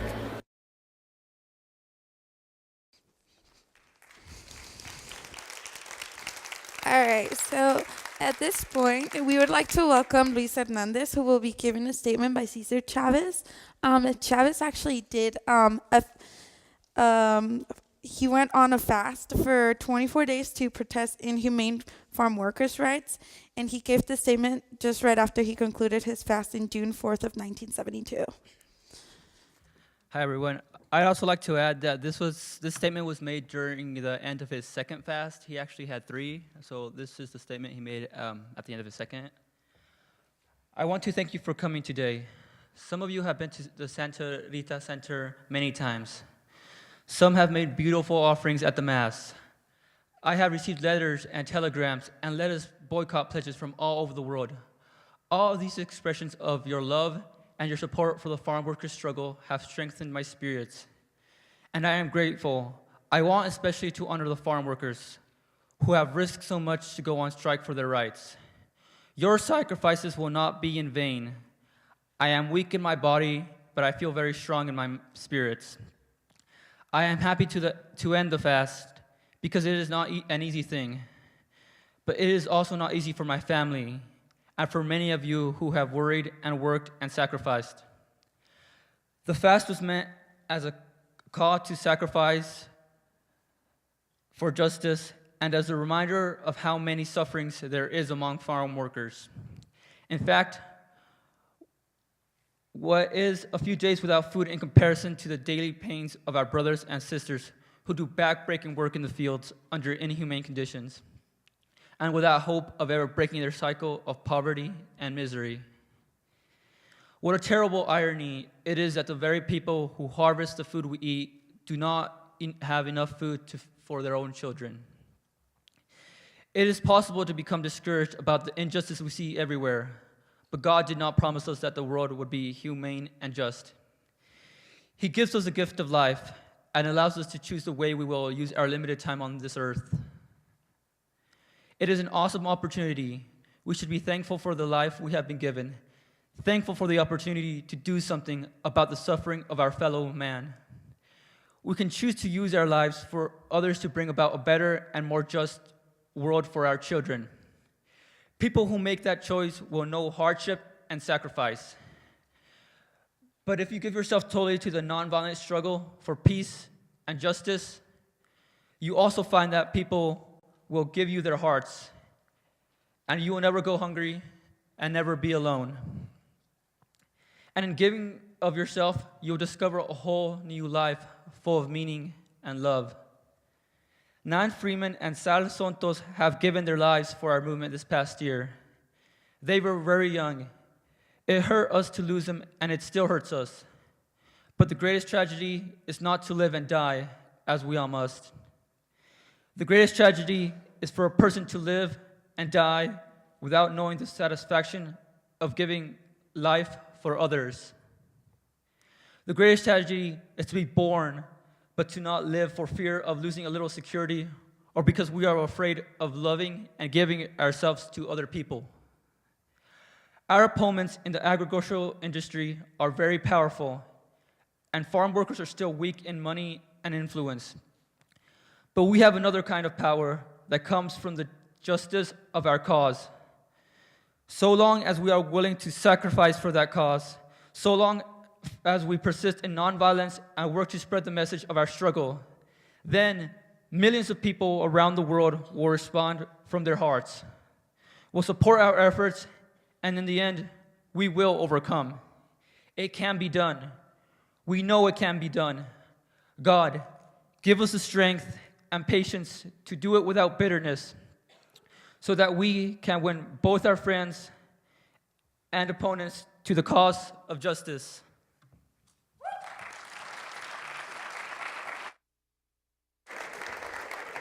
Let's give Luis and Evelyn another round of applause. Those are pretty amazing speeches. Yeah, watch me do magic. Wow, I'm so strong. Okay. Anybody recognize the man behind me? Anyone? This is Crescencio Lopez Gonzalez. He is an assistant professor of U.S. Latinx Studies at Utah State University. 30 years ago, he came to this country undocumented with a dream for a better life. He became a naturalized U.S. citizen thanks to amnesty law signed by Ronald Reagan in 1986. So I've actually taken a few courses from him, and I honestly would recommend everybody to take a course from him. We're just happy to have somebody like that in our school that can represent the Latinx community. So now he will be giving a original poem inspired by the continued struggle for justice for all Americans, as well as with the Latinx Creative Society. So just give him a round of applause. Thanks.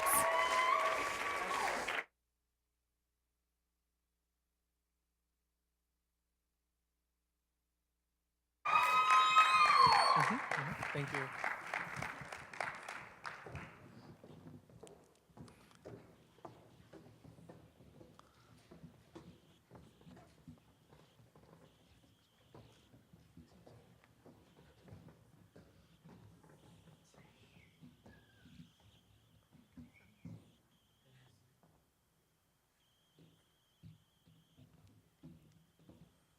Hi, my name is Crescencio Lopez Gonzalez, and like Katso said, I did come to the United States in 1986, undocumented.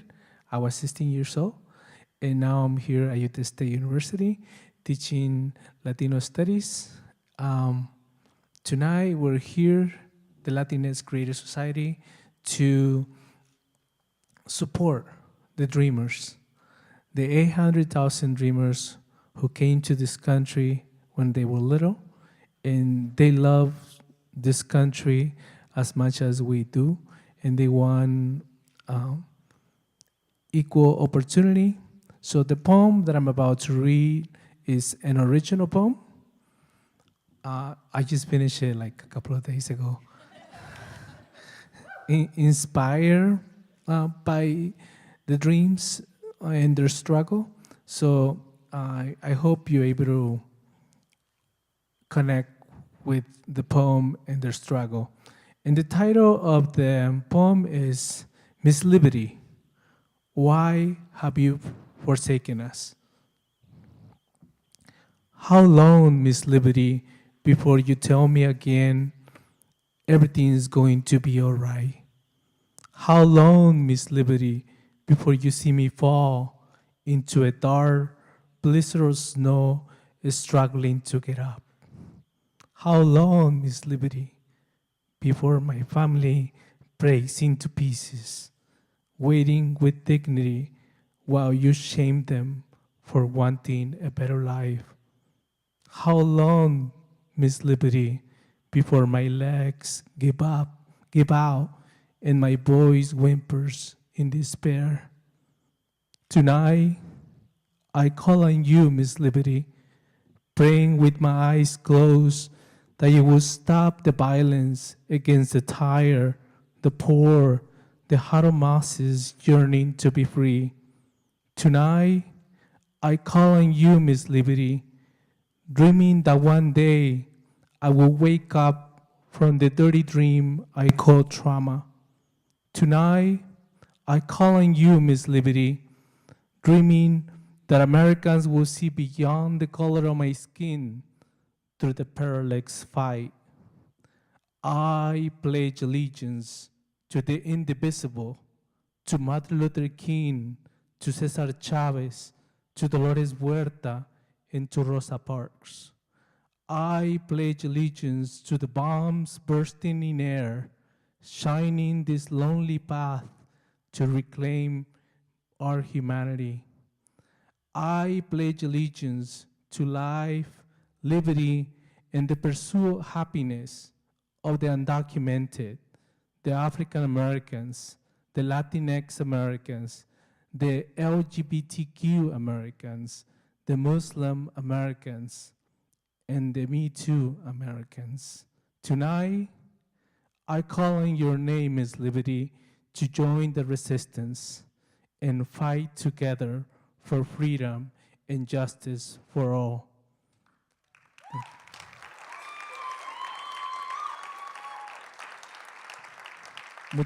Muchas gracias.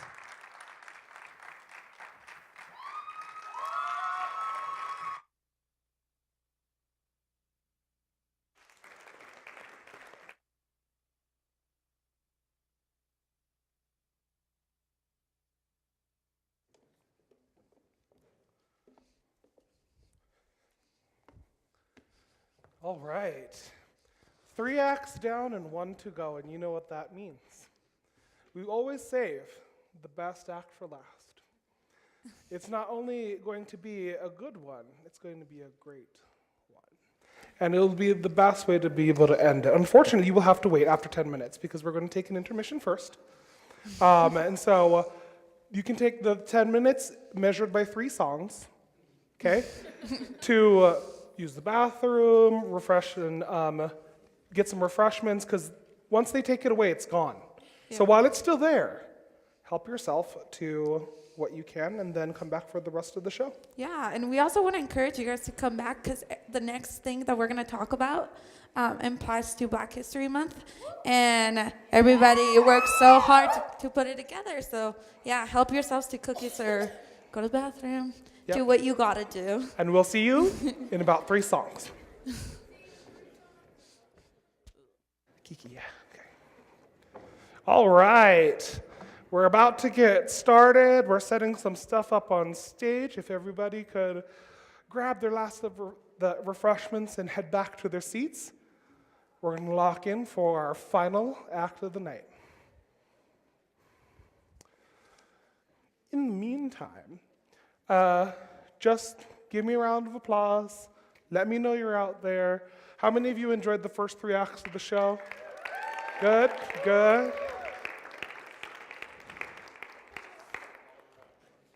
We know it's been a kind of long evening, and a lot of the material is pretty deep to take in, but we really appreciate the fact that you are all here increasing the awareness, taking the learning, and all enjoying the experience together.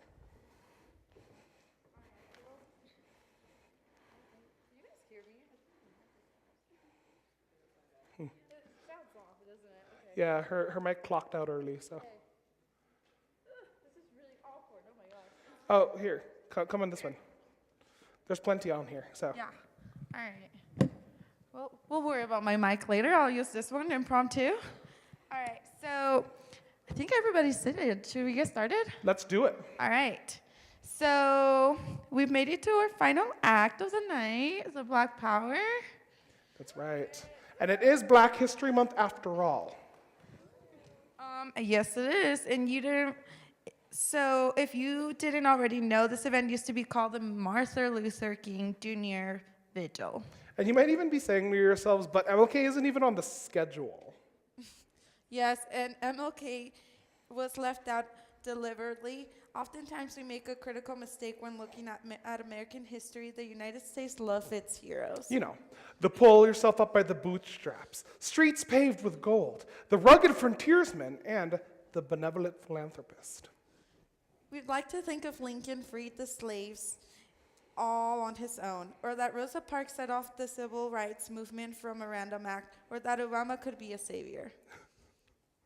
Or that Martin Luther King Jr. was the leader of the civil rights movement. This is called the hero mindset. The problem is that MLK wasn't the leader of the civil rights movement. There were lots of people and groups involved. So this heroism mindset tends to prioritize symbolic victories such as big court cases or media coverage, and ignores the daily work of the people that is required to build a movement. This trend also compromises the accountability of leaders and organizations to their constituencies. It devalues the activism that takes place in the trenches. So these stories that took place in the trenches are often forgotten and left behind when we celebrate MLK as the sole hero and savior. All power to the people. And let's get started with Malcolm X.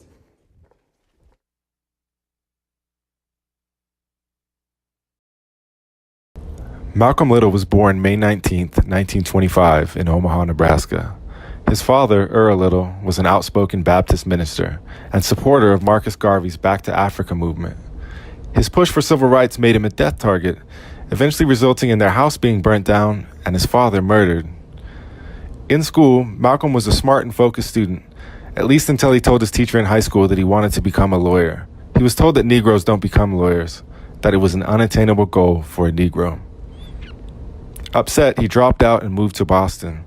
Over the next few years, he held various jobs and moved from Boston to Flint, Michigan, to Harlem, New York, and finally back to Boston. During this period, he started his career as a street pimp, drug dealer, and gambler. In 1946, he was arrested for burglary and sent to prison. In prison, Malcolm began reading everything he could get a hold of. Inspired by his brother Reginald's conversion to Islam, Malcolm read the teachings of Elijah Muhammad and the Nation of Islam. Malcolm dropped his slave name Little and chose X to represent his lost African name. By the time he was paroled in 1952, he had educated himself and committed to the Nation of Islam. He was a very charismatic and powerful speaker who conveyed Elijah Muhammad's teachings to the masses and was appointed national spokesman. During this time, membership increased from 500 to 30,000. Malcolm emerged as this extraordinarily talented, itinerant minister, and he preached a creed of black love, superiority, and that blacks controlled themselves. Malcolm X rejected the civil rights movement's use of nonviolent protests. Instead, he encouraged black men to use any means necessary in order to protect themselves. Malcolm called upon black people to stand and fight against racism. He inspired millions of African Americans, even those who disagreed with him. They respected him as a person, as a man, and as a leader. Malcolm's faith was challenged when he found out that the Honorable Elijah Muhammad had seduced several women in the Nation of Islam and that some had even bore his children. In 1964, Malcolm renounced Elijah Muhammad and left the Nation of Islam. He founded a religious organization called the Muslim Mosque Incorporated and took a pilgrimage to the Holy Land of Mecca in Saudi Arabia. In Mecca, he met people of all races that he could call his brothers. He renamed himself Al-Hajj Malik al-Shabazz and returned to the U.S. with hope for the future. He founded the Organization of Afro-American Unity to unite blacks all over the world. Malcolm was seen as a threat to the Nation of Islam, and he was informed that members were plotting to assassinate him. His home was firebombed, but he and his family were unharmed. On February 21st, 1965, Malcolm started a presentation at the Audubon Ballroom in New York when 3 gunmen ran up and shot him 15 times at close range. He was pronounced dead on arrival at the hospital. In his 39 years, Malcolm was constantly reinventing himself. At the end of his life, he was speaking to all races, not about civil rights, but human rights. Malcolm's image was of an uncompromising rebel who challenged and fought against racial injustice, and he was prepared to die for his beliefs. He inspired millions of African Americans to figure out their own self-worth, to elevate their self-esteem. He led people to demand more from the great country in which they lived. Please welcome Kiki Trawali to perform The Ballot or the Bullet, originally given by Malcolm X. To the level of human rights. Whenever you are in a civil rights struggle, whether you know it or not, you are confining yourself to the jurisdiction of Uncle Sam. No one from the outside world can speak out in your behalf as long as your struggle is a civil rights struggle. Civil rights come within the domestic affairs of this country. All of our African brothers and our Asian brothers and our Latin American brothers cannot open their mouth and interfere in the domestic affairs of the United Nations, of the United States. And as long as it's civil rights, this comes under the jurisdiction of Uncle Sam. But the United Nations has what's known as the Charter of Human Rights. It has a committee that deals in human rights. You may wonder why all the atrocities that have been committed in Africa and in Hungary and in Asia and in Latin America are brought before the UN. And the Negro problem is never brought before the UN. This is part of the conspiracy.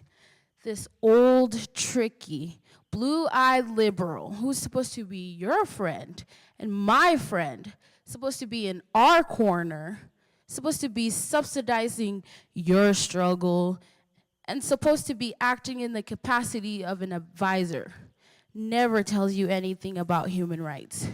They keep you wrapped up in civil rights. And you spend so much time barking up the civil rights tree, you don't even know there's a human rights tree on the same floor. When you expand the civil rights struggle to the level of human rights, you can then take the case of the black man in this country before the nation in the UN. You can take it before the General Assembly. You can take Uncle Sam before a world court. But the only level you can do it is the level of human rights. Civil rights keeps you under his restriction, under his jurisdiction. Civil rights keeps you in his pocket.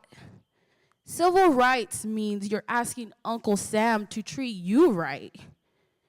Human rights are some things you were born with. Human rights are your God-given rights. Human rights are the rights that are recognized by all nations of this earth. And anytime anyone violates your human rights, you could take them to the world court. Uncle Sam's hands are dripping with the blood of the black man in this country. He's the earth's #1 hypocrite. He has the audacity. Yes, he has. Imagine him posing as the leader of the free world, and you over here singing, "We shall overcome." Expand the civil rights struggle to the level of human rights. Take it to the United Nations, where our African brothers can throw their weight on our side, where our Asian brothers can throw their weight on our side, where our Latin American brothers can throw their weight on our side, and where 800 million Chinamans are sitting there waiting to throw their weight on our side. Let the world know how bloody his hands are. Let the world know the hypocrisy that practice over here. Let it be the ballot or the bullet. Let him know that it must be the ballot or the bullet. Take Uncle Sam to court. Take him before the world. So let us revisit the night Malcolm was assassinated. And as you can see in the photo, Malcolm's last breaths were spent with the most unlikely of people, friend and ally, Yuri Kochiyama. So we would like to welcome the Asian Student Association on stage. Here, I'll help you. We'll just like knock it over. Cool. Can you guys hear me? Yeah? Okay. I can't hear myself. That's fine. I was red, white, and blue. When I was growing up, I taught Sunday school, and I was very, very American, and I was very provincial.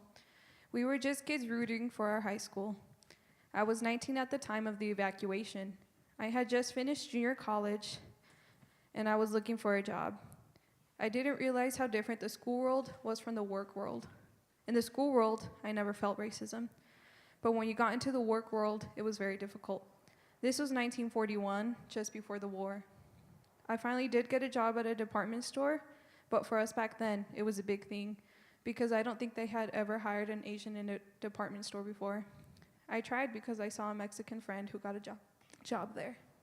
Everything changed for me on the day Pearl Harbor was bombed.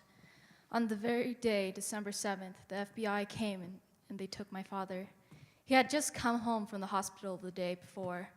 For several days, we didn't know where they had taken him.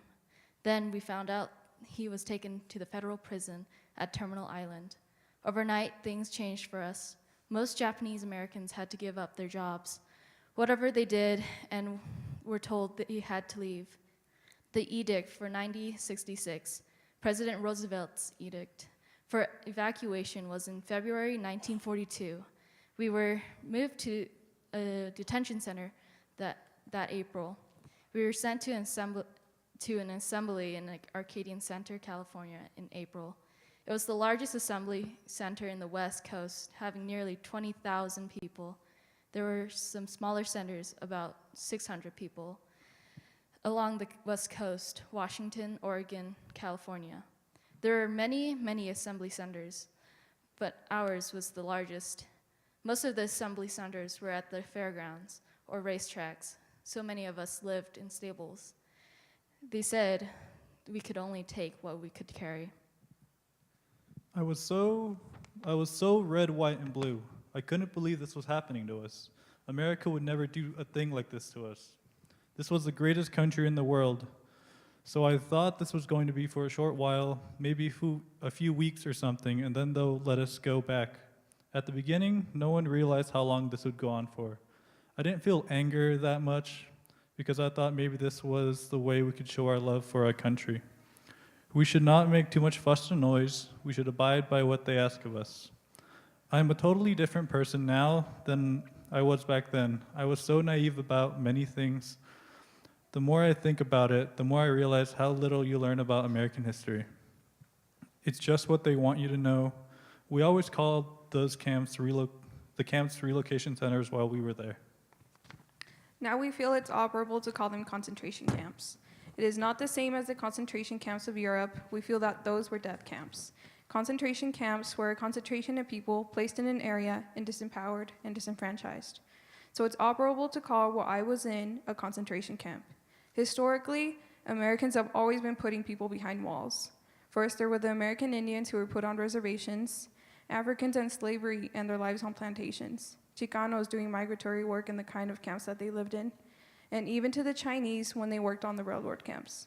Well, they were almost all isolated, dispossessed people. They were disempowered. I feel that those are the things we should fight against, so they won't happen again. This whole period about what the Japanese went through is important. If we can see the connections of how often this happens in history, we can stem the tide of these things happening again by speaking out against them. Thank you.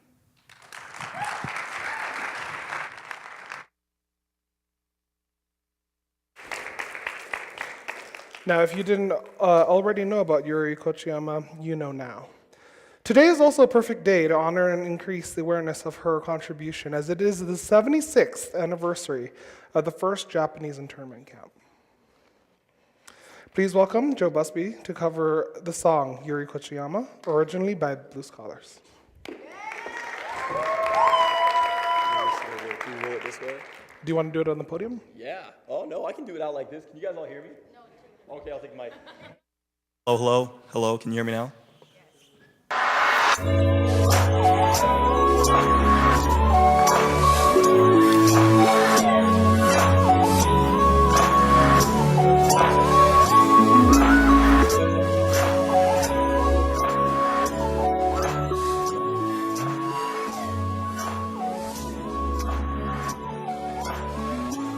I got that third world real militant, still think it's relevant, even if them kids copping shirts and stop wearing them. Humbled in the presence of the veterans and not the ones who picked up their guns, but who picked up their brethren and sistren. History in the making I was witnessing. Listen, seeing this old Japanese lady with a sticker on her walk that said "Free Mumia," and this was before the Trustafarians were saying it. Taking it for granted that we talked about the 60s and never get to talk about anybody living it and still exists.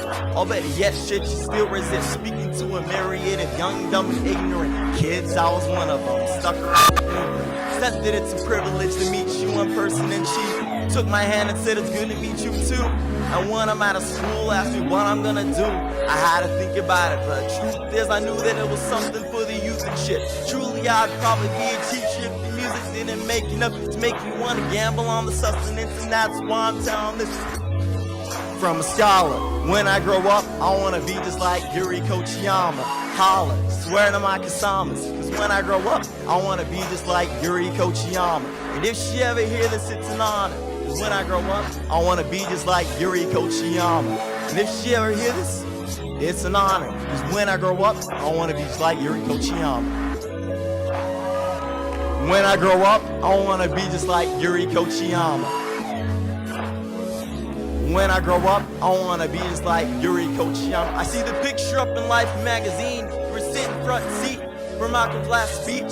Saw the first man with the shotgun. 2 more came to get the job done. Now who would have thought that it'd be you holding him? I wonder what you felt when his eyes were going dim. And if he never died, would we knew that he exists? Or would he have been the leader that we always seem to miss? Now there's no taking back whatever happens on our mist. You remind me that it's more than just the martyr and the myth. You could have called it quits many times ever since, and you always find a reason for the fist. The last one to hold him could have been somebody else. You still be remembered for the people that you helped. They said to keep trying, but never losing hope. Revolutionaries die, but the revolution don't, and it won't, and I put that on my mama. Cause when I grow up, I wanna be just like Yuri Kochiyama. Holla, swear to my Kasamas. Cause when I grow up, I wanna be just like Yuri Kochiyama. If she ever hear this, it's an honor. Cause when I grow up, I wanna be just like Yuri Kochiyama. I'ma serve the people proper. Cause when I grow up, I wanna be just like Yuri Kochiyama.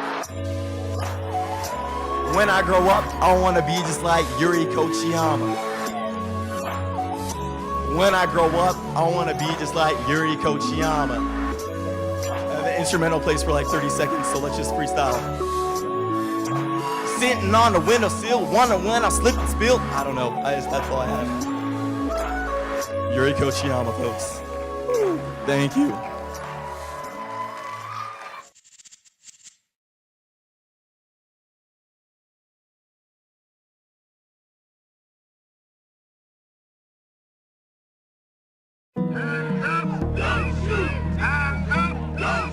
The stories in the news today remind me of the sentiments of almost 50 years ago, when many young black people felt that policing for them was unfair. During that time period, being black in America meant that you didn't walk down the street with the same sense of safety and the same sense of privilege as a white person. There was absolutely no difference in the way the police treated us in Mississippi than they did in California. They may not have called you nigger every day, but they treated you the same way they did in Mississippi. The police jump on you, beat you up, put the gun at your head. This is what we were going through on a daily basis. I'm tired of it. I'll stay here as long as I have to. Now, as then, the need for change is real. Nearly every black man I know has a story about an encounter with the police.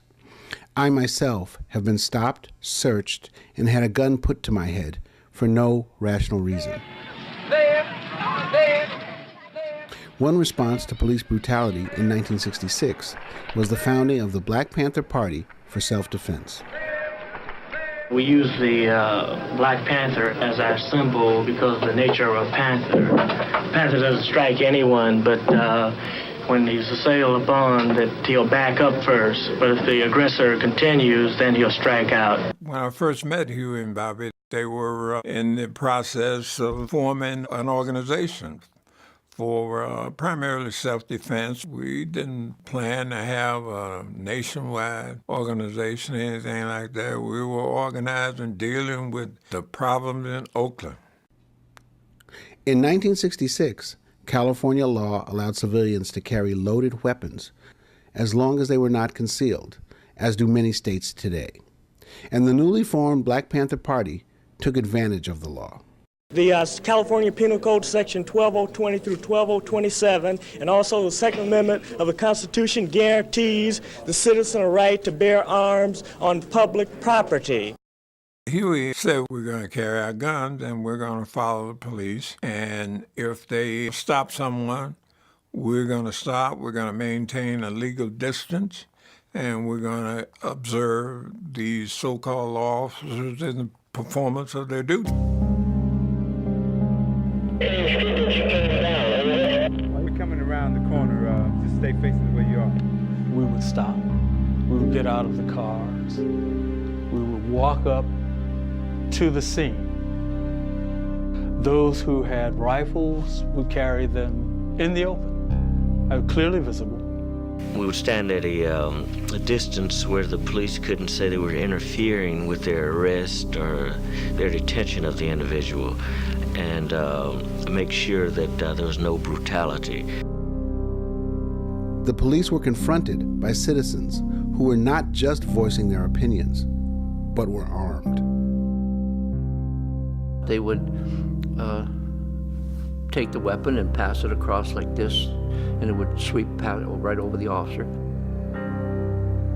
No one would do anything until a policeman ejected around in the chamber. Then we would all eject rounds in the chamber, and all up and down the street you could hear this clackety clack, clack, clack, clack. And then when the traffic stop or the incident's over, they bring the weapon down across by you like this and get back in their car and drive off. It was pretty intimidating. The Black Panther Party spread quickly, partly because young African Americans across the country had similar experiences with the police. We would get calls from Atlanta, Nashville, Raleigh, North Carolina, from Washington, D.C., Bridgeport, Connecticut. Every city, small or large you can think of, wanted a chapter of the Black Panther Party. There's no question that the Panthers were provocative, but there's also no question that law enforcement exaggerated the threat they posed and overreacted. Do you feel the nation is in trouble? I think very definitely it is. Well, what is the answer? The answer is vigorous law enforcement. That's the only answer? That's the only answer. How about justice? You hear a lot about justice with law enforcement. Justice is merely incidental to law and order. FBI Director J. Edgar Hoover today asserted that the Black Panthers represent the greatest internal threat to the nation. Hoover said the Panthers have perpetrated numerous assaults on police and have engaged in violent confrontations throughout the country. When Hoover identified the Black Panther Party as the #1 threat to the national security of the United States at a time when they're fighting in Vietnam, of course that was crazy, but it was politically very effective. And it says to law enforcement at the local level, we can take the gloves off now. We don't have to respect the civil liberties, and we can go after them with everything we got. Police say there was sniper fire throughout the early morning hours, so they moved in cautiously. Police and Black Panthers clash in Houston, New Orleans, and other cities. The Black Panther police shootout in the pre-dawn hours in Chicago today. Police and Negroes fought a pitched battle. Obviously, we are nowhere near this today. In fact, we may be at a transformative moment.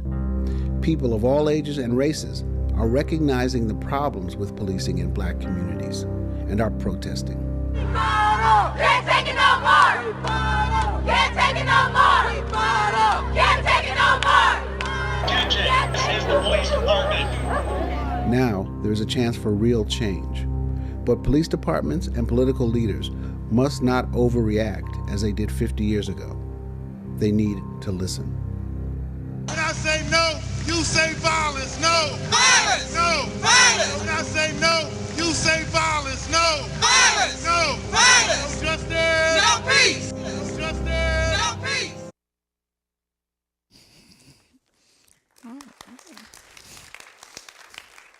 So, what did you guys think of Joe's rap? That was good, huh? Are you guys gonna clap for him? Come on. So now that you've been introduced to the Panthers, we're going to explore some of the individual members. But we cannot talk about revolutionaries without including the man who epitomized what it meant to be a revolutionary, Fred Hampton.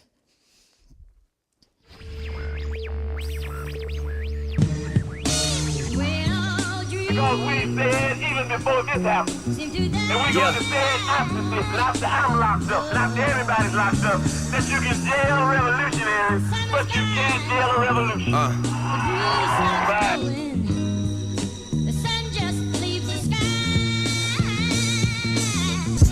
We're gonna have to do more than talk. We're gonna have to do more than listen. We're gonna even have to do more than learn. We're gonna have to start practicing, and that's very hard. We gotta start getting out there with the people. When I say that we love Huey P. Newton, we love Elvis Cleaver, we love Bobby Hutton, we love the Black Panther Party, and we love Chairman Bobby Seale. We love them because they were the first ones that took a stand against capitalism and racism and said that we'll fight it till the end. We said we join the line somewhere, motherfucker. If you try to pass us, we'll blow your brains out. If they don't have an education, then they're nowhere. You see what I'm saying? They're nowhere because they don't even know why they're doing what they're doing. You might get people caught up in the emotionalist movement. You understand me? You might get them caught up in because they're poor and they want something. And then if they're not educated, they want more. And before you know it, they'll be capitalist. And before you know it, we'll have Negro imperialism. We believe that the Weatherman action is anarchistic, opportunistic, individualistic, it's chauvinistic, it's custoristic, and that's the bad part about it. It's custoristic in that its leaders take people into situations where the people can be massacred, and they call it revolution, and it's nothing but child's play, it's folly. We think these people may be sincere, but they're misguided, they're muddleheads, and they're scatterbrains. Like, you and the people around you seem to be like always in danger. You know, you could be killed as you walked out of here, because this happened to a lot of people in the Black Panthers and all the black movements. And like, can you be sure that your movement, are you strong enough now, you know, that are you going to go on? Is the Black Panthers, if you are killed, will the breakfast program go on just on a day-to-day type level? Well, last year we started 3 Breakfast for Children program. And this year we gave those 3 to the people, and they're running those Breakfast for Children already. Right. And our whole program is geared toward educating the mass of the people, and that free health clinic that we have, the people in the community are going to run that clinic. And after a while, we're going to give them that clinic, and we're going to move on to higher levels. Because we understand the difference between the vanguard and the people. We're not going to practice imperialism. We're going to keep out there setting up some new examples, some new revolutionary programs that the people can basically relate to, because basically people are progressive and basically people are revolutionary.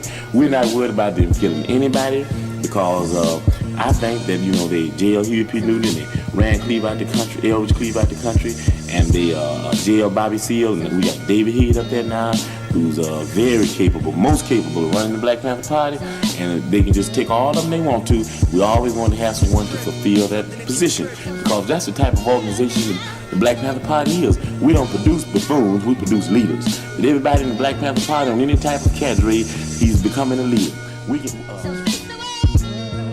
I believe that I'm going to be able to die what I was the things that I was born for. I believe that I'm going to be able to die high off the people. I believe that I will be able to die as a revolutionary in the international revolutionary protest struggle. And I hope that each one of you will be able to die in the international protest revolutionary struggle, either be able to live in it. And I think that struggle is going to come. Why don't you live for the people? Why don't you struggle for the people? Fred Hampton is arguably one of the most influential black history leaders of the 60s. Hampton graduated high school in 1966 with honors, then went on to pursue a law degree.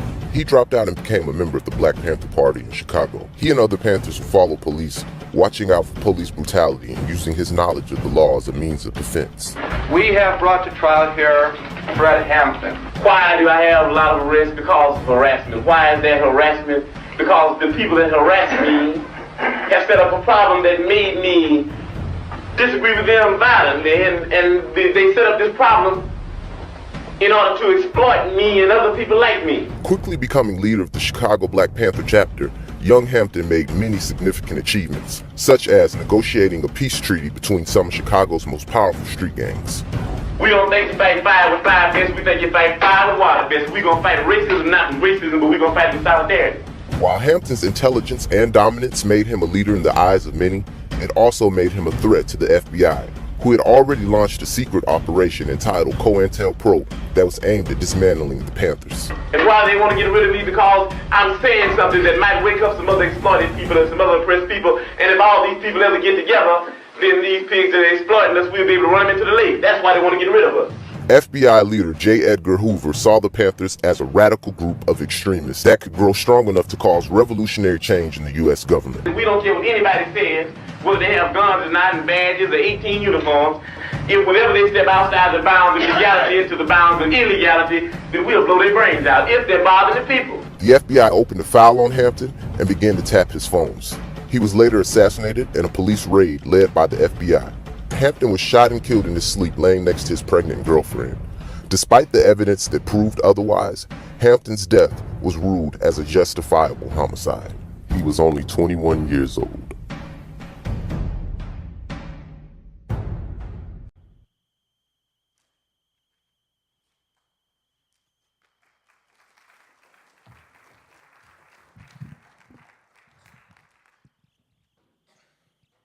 Okay, and I'm going to read a combination of two speeches that Fred Hampton did.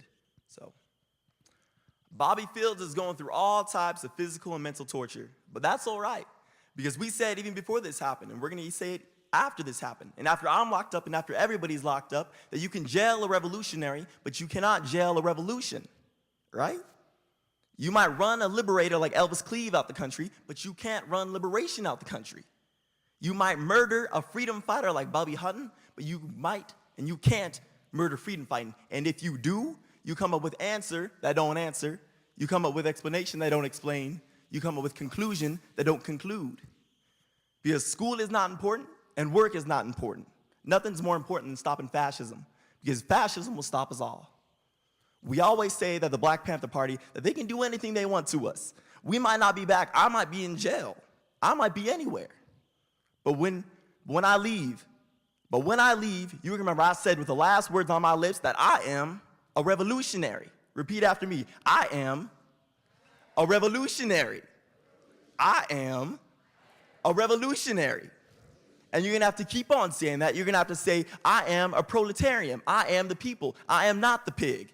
You got to make a distinction, and the people are going to have to attack the pigs. The people are going to have to stand up against the pigs. That's what the Panthers are doing here, and that's what the Panthers are doing all over the world.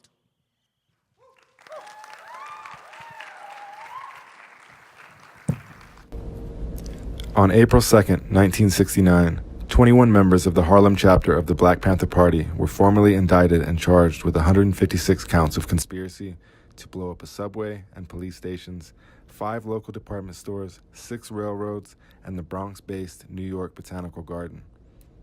By the early morning hours of April 2nd, mass sweeps were conducted citywide by combat squads of armed police. Law enforcement agencies ranging from the CIA, FBI, and U.S. Marshals to the New York State Police worked simultaneously to coordinate assaults on the Panther homes and community-based offices. After the raids, 10 Panther men and 2 Panther women were formally arrested, processed, and quickly jailed. To anyone who supported radical politics in the late 1960s, there was no doubt that the indictment of the Panther 21 was a political and racist frame-up to not only disrupt, discredit, and destroy, but utterly dismantle the Black Panther Party from the inside out. The absurd and excessive nature of such charges was clearly intended as a federal effort to pit chapters and regions against each other in a manner that would totally paralyze Panther Party leadership. What these charges represented was a form of unprecedented legal repression, created as a structural alternative to the party's stronghold, reputation, and community base. For the Panthers who fortunately weren't murdered or assassinated, exiled or imprisoned, the courts became the ruling class's convenient and effective form of legal lynching, a straitjacket beyond the walls, a robbery of valuable time and resources. Each member of the New York 21 was held on $100,000 bail, totaling over $2.1 million. It was not until January 1970 that the first Panther was able to post bail. That was 22-year-old Alice Faye Williams, better known as Afeni Shakur. In a grueling and tedious trial, Afeni Shakur, facing 300 years of prison time, daringly chose to be her own attorney in court, partly because financial resources were already razor thin. Afeni, however, meticulously conducted her own legal research, her own interviews, as well as in-court cross-examinations, fully realizing that she would be the one serving time, not the lawyers. She was the only Panther who served as her own counsel. Here was a small-framed, impoverished black woman from the backwoods of Lumberton, North Carolina, staring down a full team of New York State prosecutors and outwitting a full cast of establishment-owned media outlets. Here was a single mother with no formal degree going legally toe-to-toe with COINTELPRO. Despite the odds, after the surveillance, warrantless wiretapping, infiltration, and frame-ups, not one shred of state's evidence stood up to court. In their undying efforts to discredit, it was revealed during the trial that the FBI had actually planted undercover infiltrators who, under oath, admitted their role as provocateurs. Though the case of the Panther 21 was the longest in New York State history, on her own guts and wit, Afeni Shakur successfully secured her freedom. No money, no attorney, no privilege. Pregnant with her second child, Tupac Amaru Shakur, what Afeni was able to do in that courtroom was nothing short of miraculous, magical, mind-blowing. While in prison awaiting trial, Afeni penned a beautiful letter to her children, including the unborn Tupac.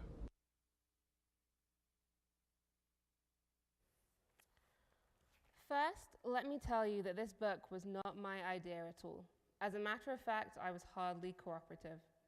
But I suppose that one day you're going to wonder about all this mess that's going on now, and I just had to make sure you understood a few things. I've learned a lot in 2 years about being a woman, and it's for that reason that I want to talk to you. Joan and I, and all the brothers in jail, are caught up in this funny situation where everyone seems to be attacking everyone else, and we're sort of in the middle looking dumb. I've seen a lot of people I knew and loved die in the past year or so, and it's really been a struggle to remain unbitter.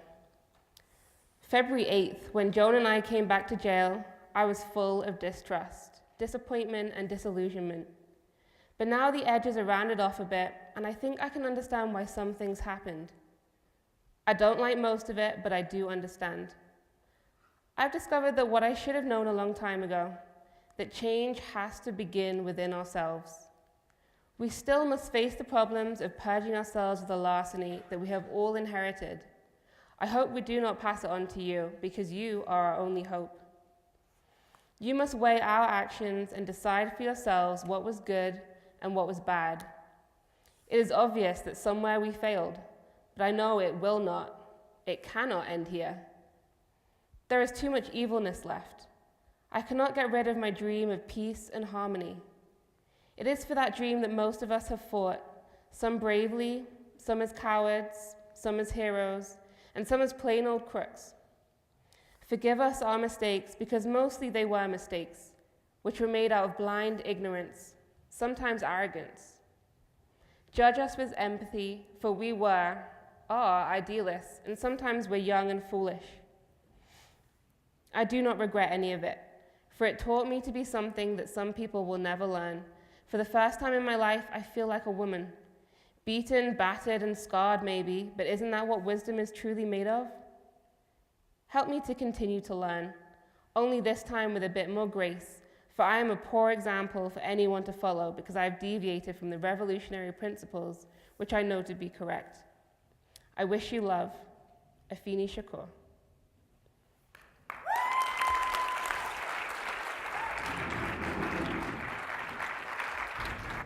On May 12, 1971, after 2 years of legal proceedings, all 21 Panthers were acquitted of the charges.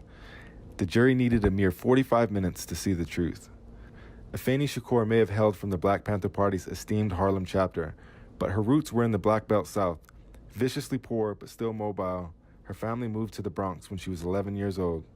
Afeni's inquisitive affection for the black nationalist scene fit right in.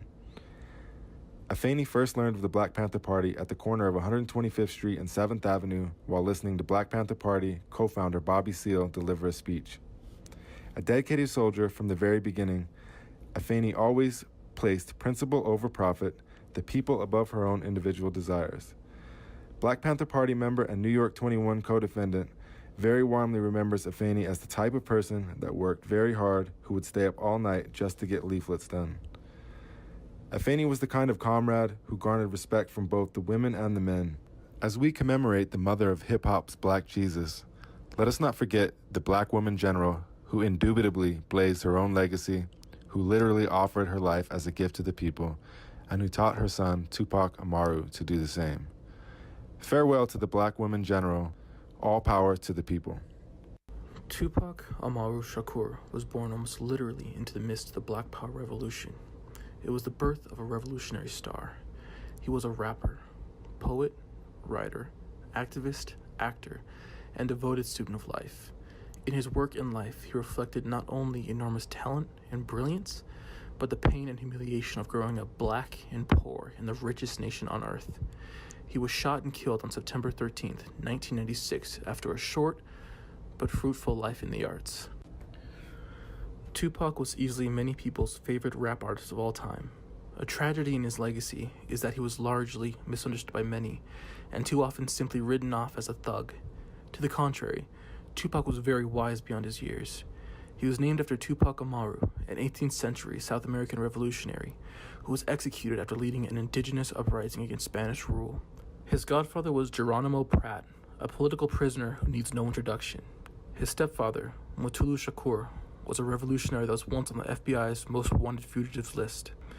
He considered political prisoner Mumia Abdul-Jabbar as one of his mentors. Undoubtedly, Tupac grew up with heavy influences. He was raised with a revolutionary mentality. Please enjoy this interview from 1992. Again, you have to be logical. You know, if I know that in this hotel room they have food every day, and I'm knocking on the door every day to eat, and they open the door, let me see the party, let me see like them throwing salami all over I mean, just like throwing food around. Well, they're telling me there's no food in here. You know what I'm saying? Every day, I'm standing outside trying to sing my way in. You know what I'm saying? We are hungry, please let us in. We are hungry, please let us in. After about a week, that song is going to change to, we hungry, we need some food. After 2-3 weeks, it's like, you know, give me all the food, breaking out the door. And after a year, and you just like, you know what I'm saying, I'm picking the lock, coming through the door, blasting, you know what I'm saying? It's like you hungry, you reached your level, you don't want any more. We asked 10 years ago. We was asking with the Panthers. We was asking with them, you know, with civil rights movement. We was asking, you know, now those people that were asking, they're all dead and in jail. So now what do you think we're going to do? And we shouldn't be angry. And my raps that I'm rapping to my community shouldn't be filled with rage. You know what I'm saying? They shouldn't be filled with the same atrocities that they gave to me. In the media, they don't talk about it. So in my raps, I have to talk about it. And it just seems foreign because there's no one else talking about it. Right. Well, playing devil's advocate, somebody might say, well, what does Tupac have? He's a movie star. He's got, you know, hit records. What does he have to complain about? And I'm going to tell you, it's like being the last person alive, you know what I'm saying? After 3 days, you can't do anything. What can I do? Where can I go? There's no black neighborhood, you know what I'm saying, with black people who have the same amount of money as me. You know what I'm saying? There's richer and there's poorer. There's no just, you know, did a movie, got a little bit of money. Living okay black neighborhood. I have to be in a white neighborhood, so I don't fit in. That's hell. It's hell when you can't be around your peers. All my life I grew up around black people, poor people, but I can't live around poor people now because they'll rob me. And why would they rob me? Because they're starving, because there's no money here. But they're telling me, now that I made a little money, I have to move here. So it's not like no one's ever trying to deal with this section. They're just moving away from it. And we're going to have more stars coming from the ghetto, but they're gonna all move this way. You know what I'm saying? So it's like, all the society is doing is leeching off the ghetto. They use the ghetto for their pain, for their sorrow, for their culture, for their music, for their happiness, for their movies, to talk about boys in the hood. You know what I'm saying? I don't want to be another I don't want to be 50 years old at a BET We Shall Overcome Achievement Awards. You know what I'm saying? Not me. You know, I want when they see me, they know that every day when I'm breathing, it's for us to go farther. You know, every time I speak, I want the truth to come out. You know what I'm saying? Every time I speak, I want to shiver. You know, I don't want them to be like, they know what I'm going to say because it's polite. They know what I'm going to say. And even if I get in trouble, you know what I'm saying? Ain't that what we're supposed to do? I'm not saying I'm going to rule the world or I'm going to change the world, but I guarantee that I will spark the brain that will change the world. And that's our job, is to spark somebody else watching us. Mostly people remember Tupac for his rap music, sometimes socially conscious, sometimes gangsta, and often enigmatic. Tonight remember Tupac Amaru Shakur, the revolutionary poet. Please welcome Ali Muhammad to read Tupac's poem, The Rose That Grew from Concrete.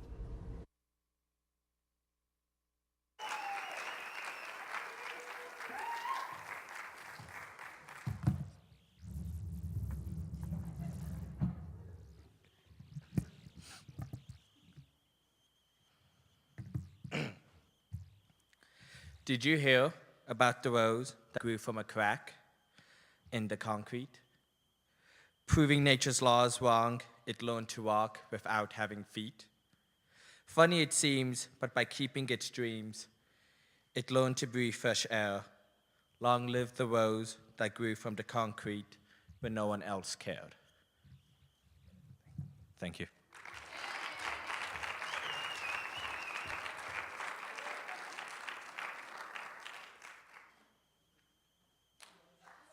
Now please welcome Ian Schaefer, who will read In the Event of My Demise. I'm apparently not Ian Schaefer. Ian is not able to join us tonight, so instead we have Matza Burkhart to be able to take his place instead. Please give her a round of applause for stepping in.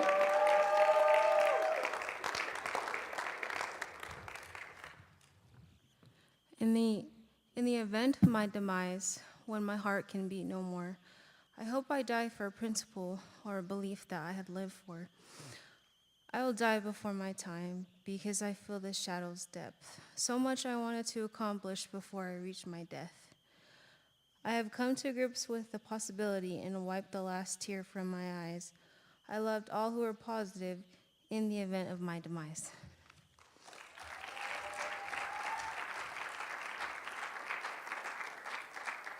Tupac once said, "I'm not saying I'm going to change the world, but I guarantee that I will spark the brain that will change the world." Although we lost Tupac before his true potential as a revolutionary leader could be realized, his legacy and his words remain. Will you be the brain sparked by Tupac that will change the world?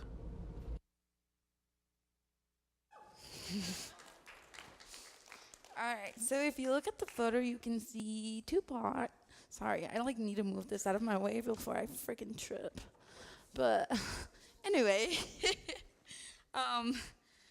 so you can see a picture of him with his revolutionary stepfather, Mutulu Shakur. We actually reached out to him, and he did point us in the right direction in order to tell his story.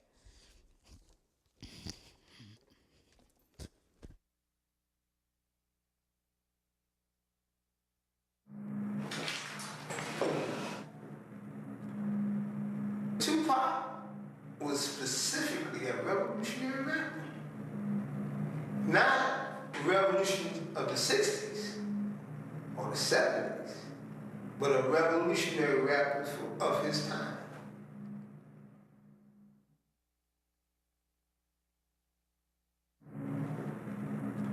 I think it's important that people understand that while you might praise or not praise the fact that Tupac had a political history, the post-traumatic stress associated with that history, very few people understand. And so while we think it's very important that people understand his connection to and his part of, his heritage of the liberation struggle, it's also important to understand that it's never been easy.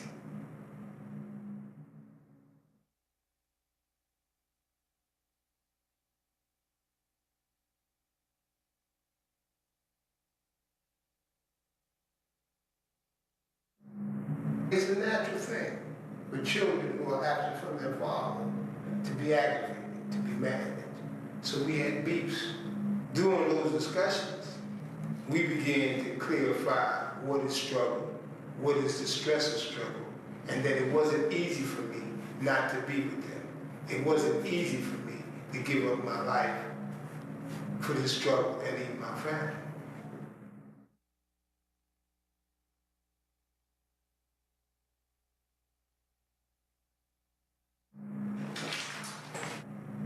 We would argue. I mean, when he started tattoo thug life, when he started talking about thug life, what do you mean thug life? What are you talking about? Snatching somebody's pocketbook? Well, I ain't talking about no fucking snatch. Well, what are you talking about? I'm talking about thug. Tupac. What is thug? I'm in jail with a bunch of these no good motherfuckers. Is this thug life? What are you talking about? Okay, define it. Define thug life. Research. Make your own definition. I ain't mad. I don't have a problem with it. But come up with something that is clearly what you're talking about. We argued like hell. Our relationship wasn't, Father Ozzie and Harriet and all that nonsense. Our relationship was a relationship of struggle, criticism, struggle, and support. And the second side of the proof was that I politically believe that brothers and sisters involved in our liberation have a right to struggle in order to be free. And because I have been a part of that struggle all my life, I will not capitulate and distance myself from their right to struggle in order for me to be free. But childhood, take a look at this photo. Tupac is seen here with his revolutionary stepfather, Mutulu Shakur. After reaching out to him via mail, he advised we share the following information. Dr. Mutulu Shakur has been a federal prisoner since 1986. He has been denied parole 8 times, has taken full responsibility for his actions, has served as a force of good and anti-violence throughout his decades of incarceration, is an elder and has multiple health complications, has a loving family that needs him, and upon release will continue to inspire people to seek self-improvement through peaceful and constructive means, as he has done while incarcerated. The acts of which Dr. Shakur was convicted some 30 years ago were committed in a context of movement seeking equal opportunities for Black people who it is widely considered were suffering catastrophically from disenfranchisement, segregation, poverty, and exclusion from many of the fundamental necessities that make life worth living. Dr. Shakur participated in civil rights, Black liberation, and alternative healthcare, all as part of movements in the late 1960s to the 1980s. It was a period of civil conflict in which millions of Americans participated in social movements for justice and freedom. In 1988, Dr. Shakur was convicted of RICO conspiracy, armed bank robbery, and bank robbery killings, and sentenced to 60 years in prison. At no time did the evidence show that Dr. Shakur killed anyone. At 2 trials, the evidence indicated others were responsible for the killings, one of which became a government witness in return for a sentencing deal. The remaining defendants were acquitted for the murder allegations presented by the government. At the time, Dr. Shakur was a well-known acupuncturist using his skills to address rampant drug addiction among young Black people. He was a co-founder of the Republic of New Africa movement, participated in presentations to the United Nations on discrimination experienced by Black communities throughout the U.S., and by 1970 was a subject of the FBI's illegal counterintelligence program infiltration program. Dr. Shakur has accepted full responsibility for the acts that resulted in his conviction, and for many years has expressed the deepest remorse for those who were killed and their families, pleading that there is no justification for the loss of the life of victims. For over 25 years, Dr. Shakur has been a leading voice in the Black community, calling for peace, reconciliation, and healing for the countless lives lost in the pursuit of basic justice and human rights. Dr. Shakur, for many years, has publicly suggested that a Truth and Reconciliation Commission of elected officials, faith-based and community activists, and experts be convened to explore racial disparities and how to seriously address these issues through peaceful, alternative dispute mechanisms. Dr. Shakur was scheduled for mandatory release in 2016, but was held and is currently scheduled for mandatory release on May 26, 2026.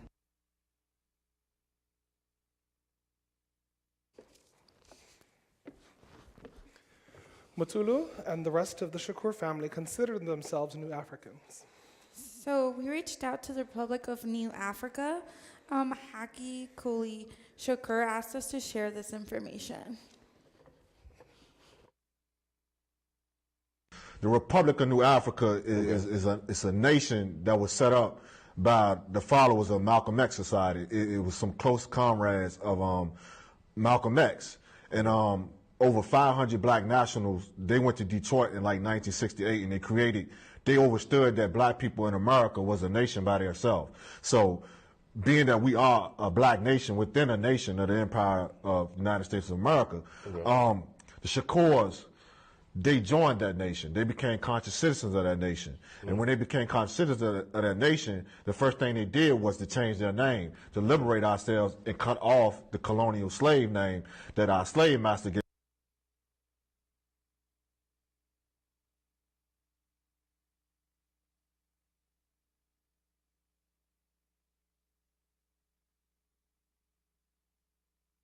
A member of the Shakur family is Asata. Please welcome Isabel Limon to read Affirmation by Asata Shakur.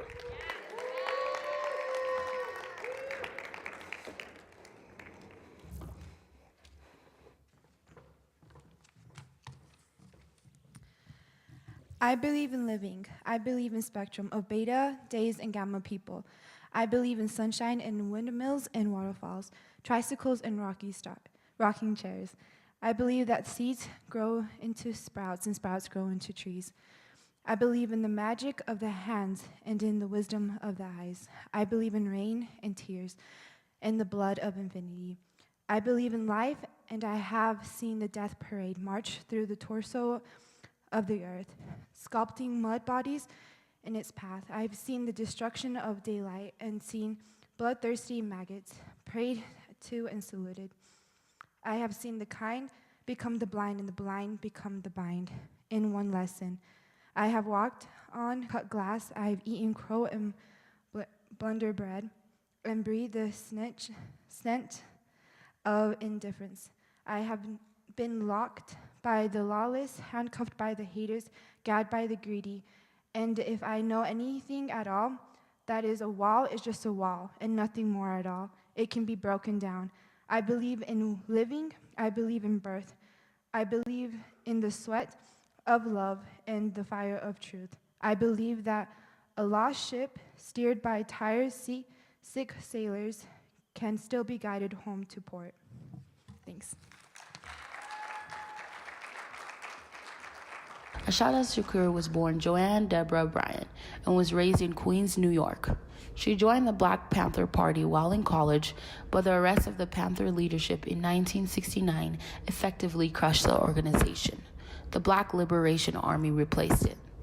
On May 2, 1973, Shakur participated in a shootout on the New Jersey Turnpike that resulted in the death of one state trooper and the wounding of another. Ashada Shakur was taken into custody. She conceived a child in prison, and the consideration of her pregnancy resulted in a mistrial. Meanwhile, the city of New York piled charge after charge on Shakur, using weak evidence and the rationale that the Black Liberation Army had to be stopped. But the juries recognized the prosecution's fragile cases. They dismissed or acquitted over and over, and as Shakur waited to be tried on the murder and assault charges from the Turnpike shooting, civil rights groups began to see her as a symbol for courage in the face of oppression. On March 25, 1977, Ashada Shakur was found guilty and given the maximum sentence, despite testimony that her bullet scars corresponded to wounds incurred while surrendering. On November 2, 1978, 3 Black Liberation Army members took advantage of the poor security at Shakur's prison and broke her out. She hid in Pittsburgh and then fled to Cuba in 1984, where she secured political asylum. She is currently number 4 on the FBI Most Wanted terrorist list. In recent years, politicians such as Chris Christie and Donald Trump have ramped up rhetorical efforts to have Ashada Shakur extradited back to the United States. Return the fugitives from American justice, including the return of the cop killer, Joanne Chestermard. In 1998, New Jersey state troopers sent a letter to the Pope asking him to intervene in Cuba and force Fidel Castro to extradite her back to the U.S. Asada responded with her own letter to the Pope. Please welcome Danielle Rao to read Asada's word.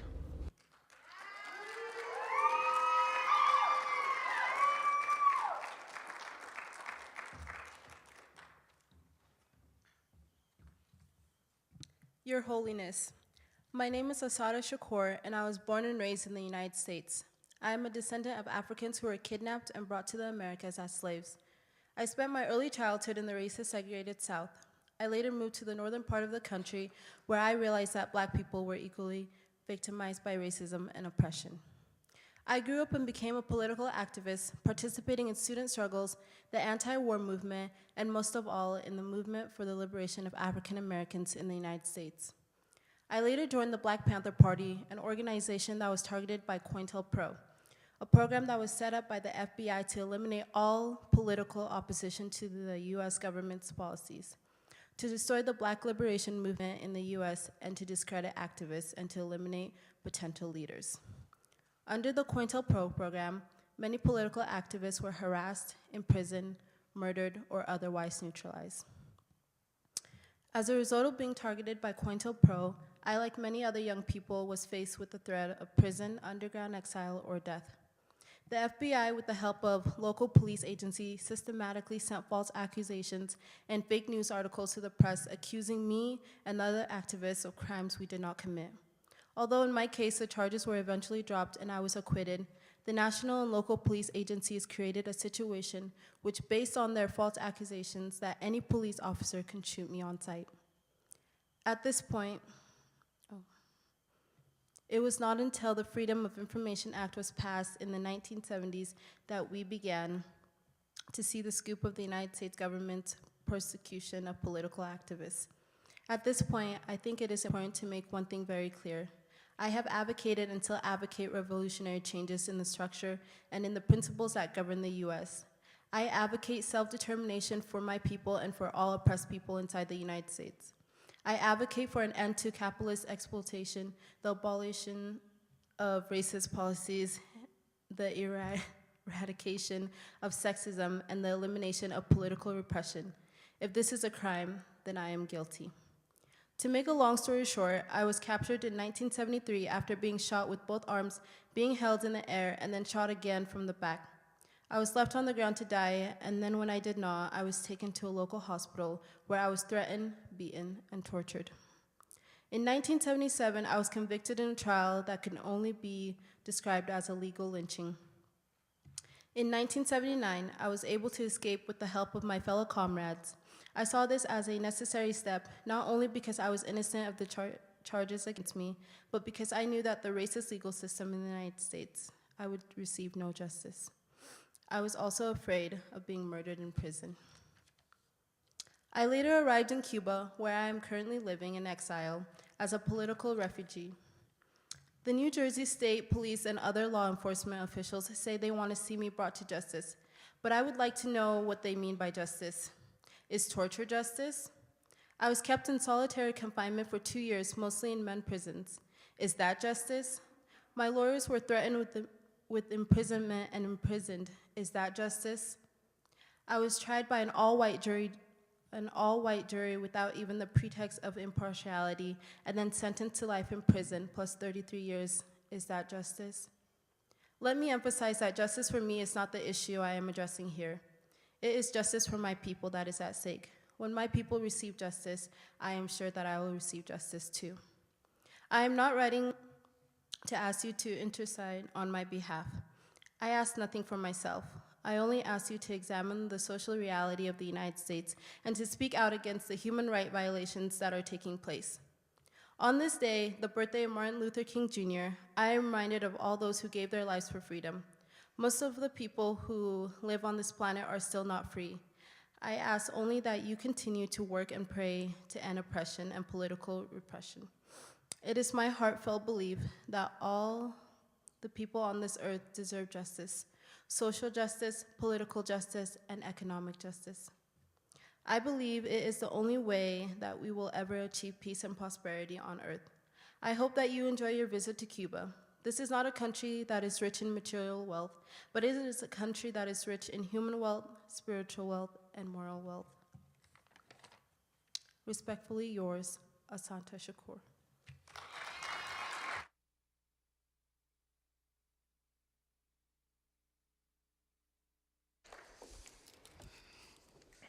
So as seen earlier in the case of Afeni Shakur, we cannot truly look at the struggle for Black freedom, liberation, justice, or power without examining the role Black prisoners had.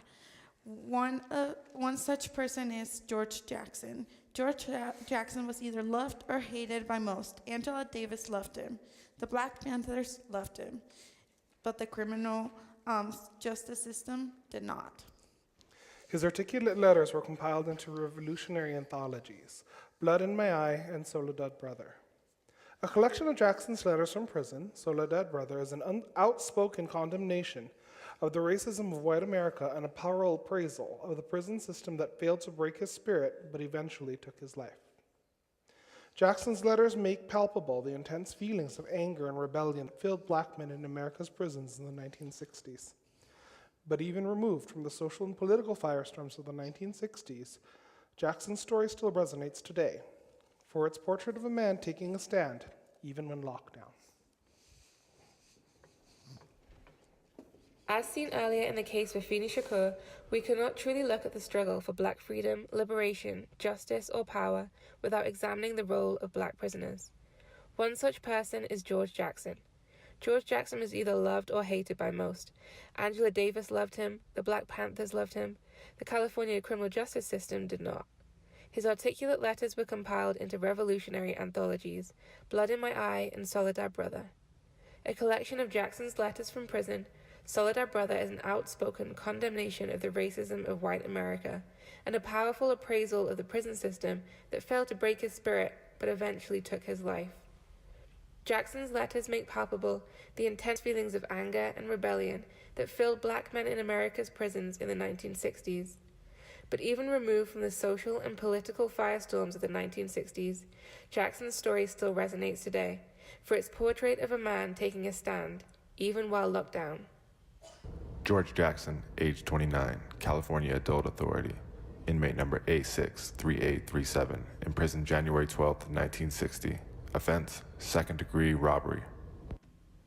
With an extensive juvenile rap sheet and charged with stealing $72 from a gas station, he was advised to plead guilty to get a lighter sentence. 1 year to life. Term served 11 years, 7 months, with 7 years of solitary confinement. 1 year to life means Jackson would be eligible for parole each year, subject to a parole board. Jackson was refused parole 8 times. January 1970, charged with the murder of a prison guard. Future if convicted, death row. With 2 fellow prisoners, Jackson allegedly killed a prison guard as retribution for the shooting of other convicts. Jackson and the other 2 men became known as the Soledad Brothers. August 21st, 1971, San Quentin. 3 guards and 2 prisoners killed in an alleged escape attempt. George Jackson shot dead.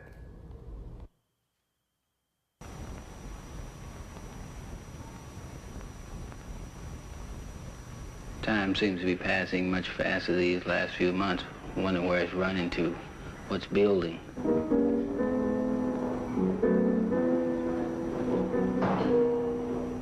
Well, I'm positively displeased and I'm positively destined to remain so.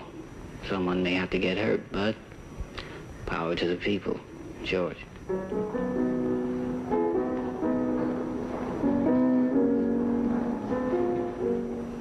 Fear, the emotion that stiffens and inhibits the mind of most men, causing them to be incapable of acting in their defense at the moment of trial, is totally lacking in me.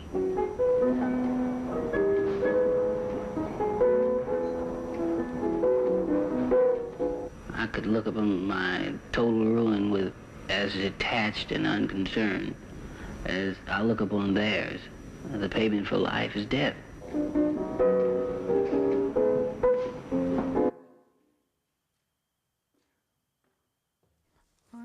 So we like to welcome Sedella Armstrong, who will be reading a letter that was written by George Jackson to Angela Davis from Soledad Brother.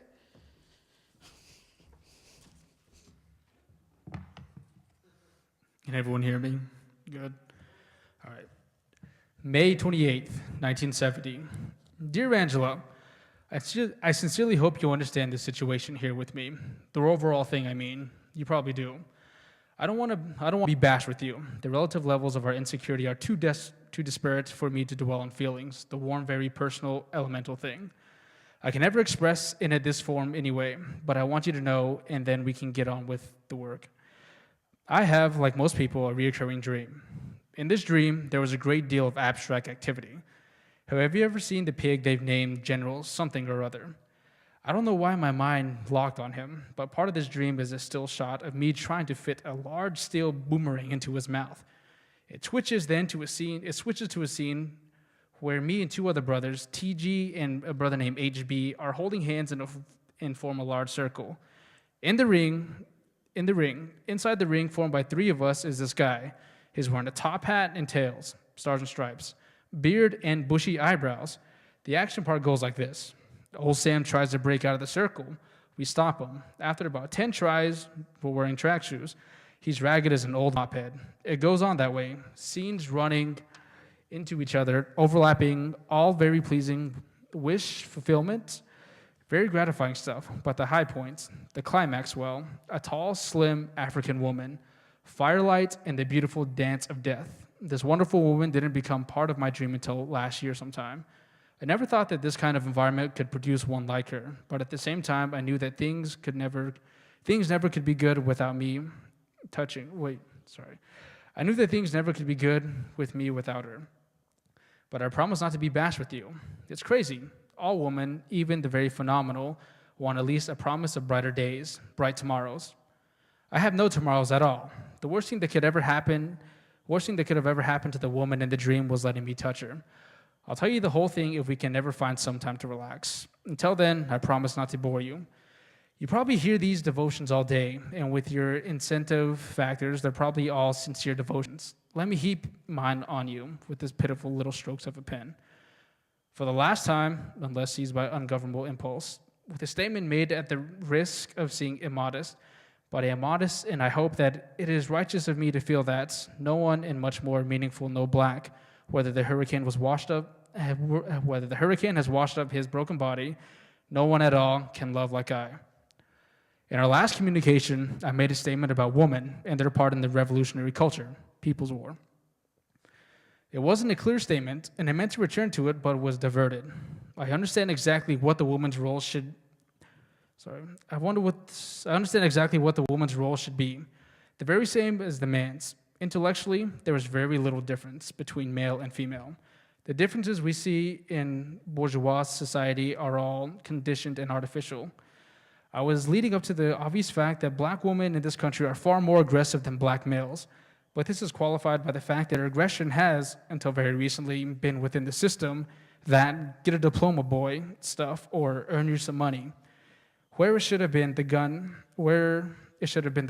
Development of the ability for serious fighting and organized violence was surely not encouraged in the black female, but neither was it discouraged, as it was in the case of the black male.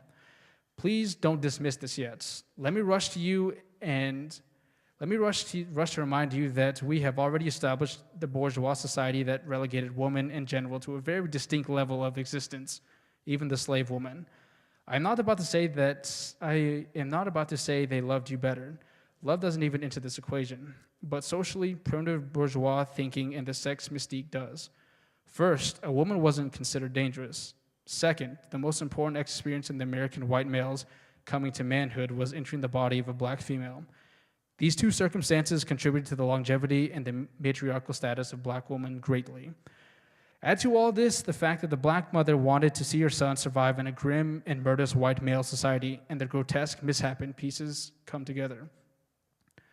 I was saying that if the black mother wants her revenge, she will have to stop teaching her sons to fear death. By default, she dominates the black subculture, and her son must be the catalyst in any great changes that go down in this country. The head and the fist. No one else has had as much to gain. Power to the people. George.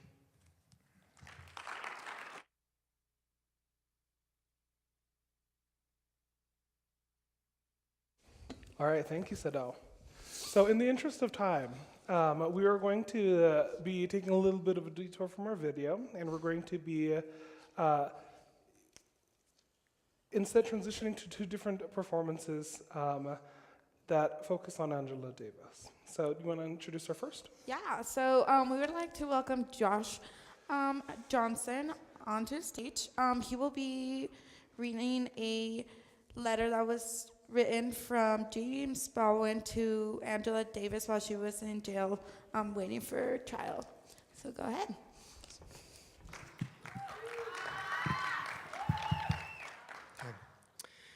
Dear sister, one might have hoped that by this hour, the very sight of chains on black flesh would be so intolerable a sight for the American people and so unbearable a memory that they would themselves spontaneously rise up and strike off the manacles.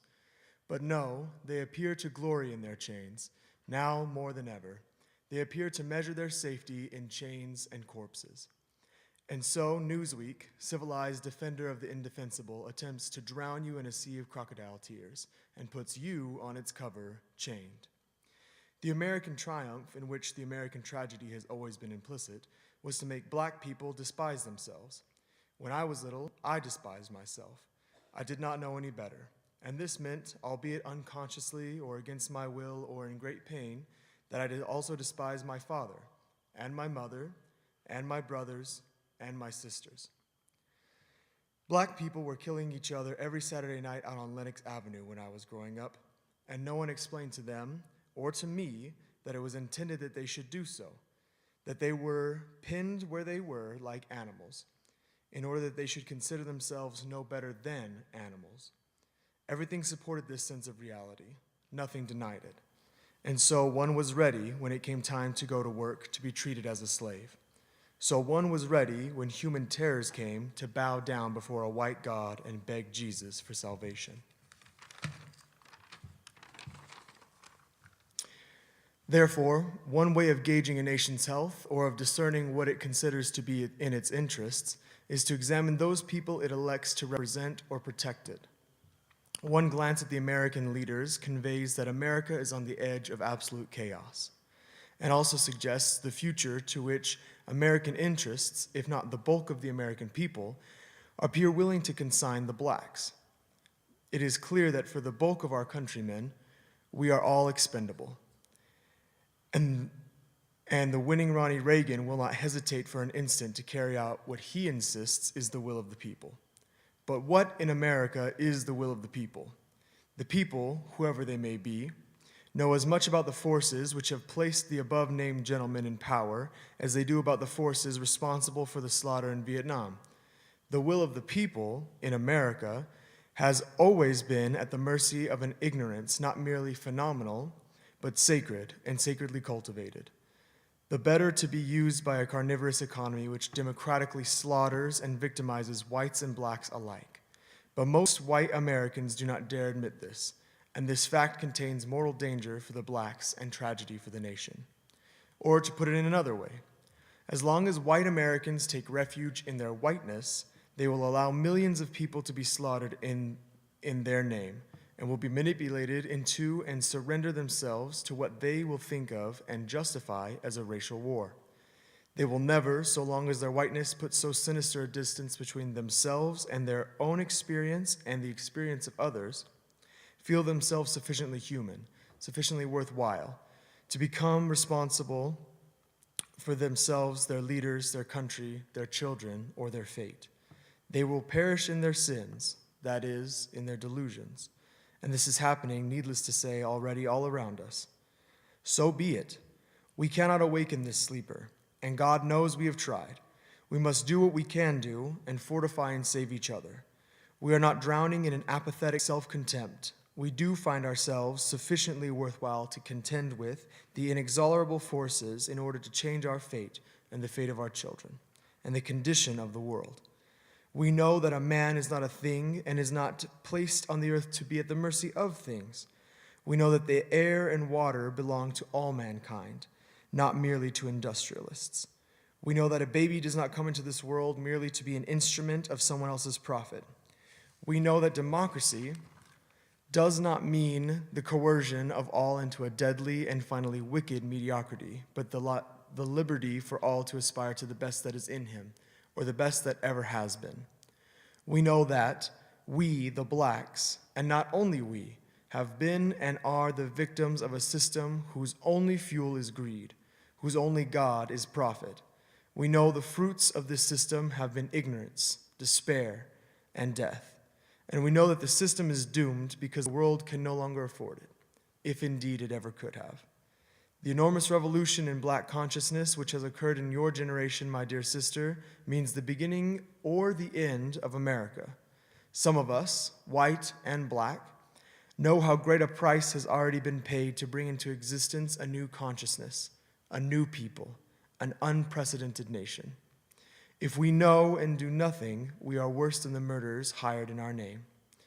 If we know, then we must fight for your life as though it were our own, which it is, and render impassable with our bodies the corridor to the gas chamber. For if they come for you in the morning, they will be coming for us that night. Therefore, peace, Brother James. Josh. All right, at this time, we will welcome Aiden Best to enact a speech by Angela Davis.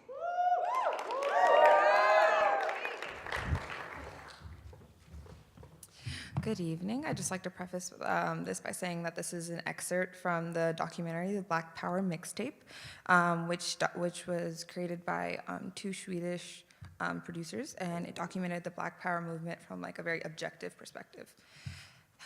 Okay.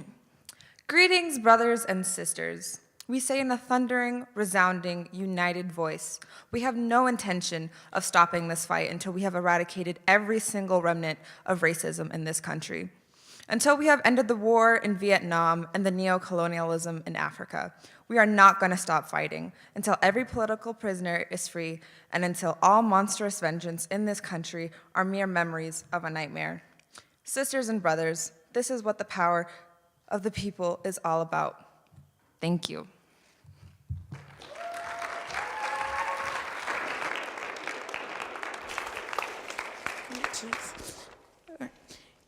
It has been 40 years since the MOVE confrontation. The MOVE 9 out down to 7 due to recent deaths continues to maintain their innocence. Despite their incarceration, the MOVE 9 remains strong, revolutionaries, and loyal to their family and organization. Here to read a recent statement by Delverd is Mikhail Kimbrough.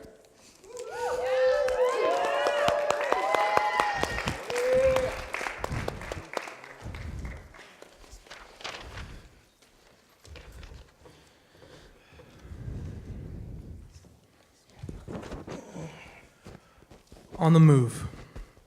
On the move to everybody out there that's been on the move, no matter what ideology, what thought, what process you're under. If you're actively going up against this system, then you're truly on the move. My name is Delbert Africa from the MOVE organization.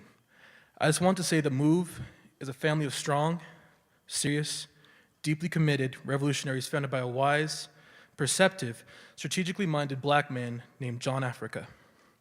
John Africa took each and every MOVE member from the weak-bodied, sick, inactive, apathetic persons that we were and molded us into strong revolutionaries that are committed to doing away with this system. Not reforming it, not changing its government, but eliminating it, this whole oppressive system. And what I'm here today, thanks to Noel Haran and Prison Radio, is a call for everybody else out there. I don't care who you are, to become and stay revolutionaries, because revolution is not a philosophy. It ain't a theory, it's an activity. If you're still worshiping money, if you're still doing drugs, if you're abusing your mate, then you ain't revolting against this system. You're helping this system keep the same thing going. What I'm saying is, I want the eco-warriors to keep on fighting. I want Black Lives Matter to keep on revolting. I want the animal liberationists to keep on fighting. Those who are descendants of the native lands out there in South Dakota, against that oppressive pipeline, keep on fighting. Don't let this system put you down.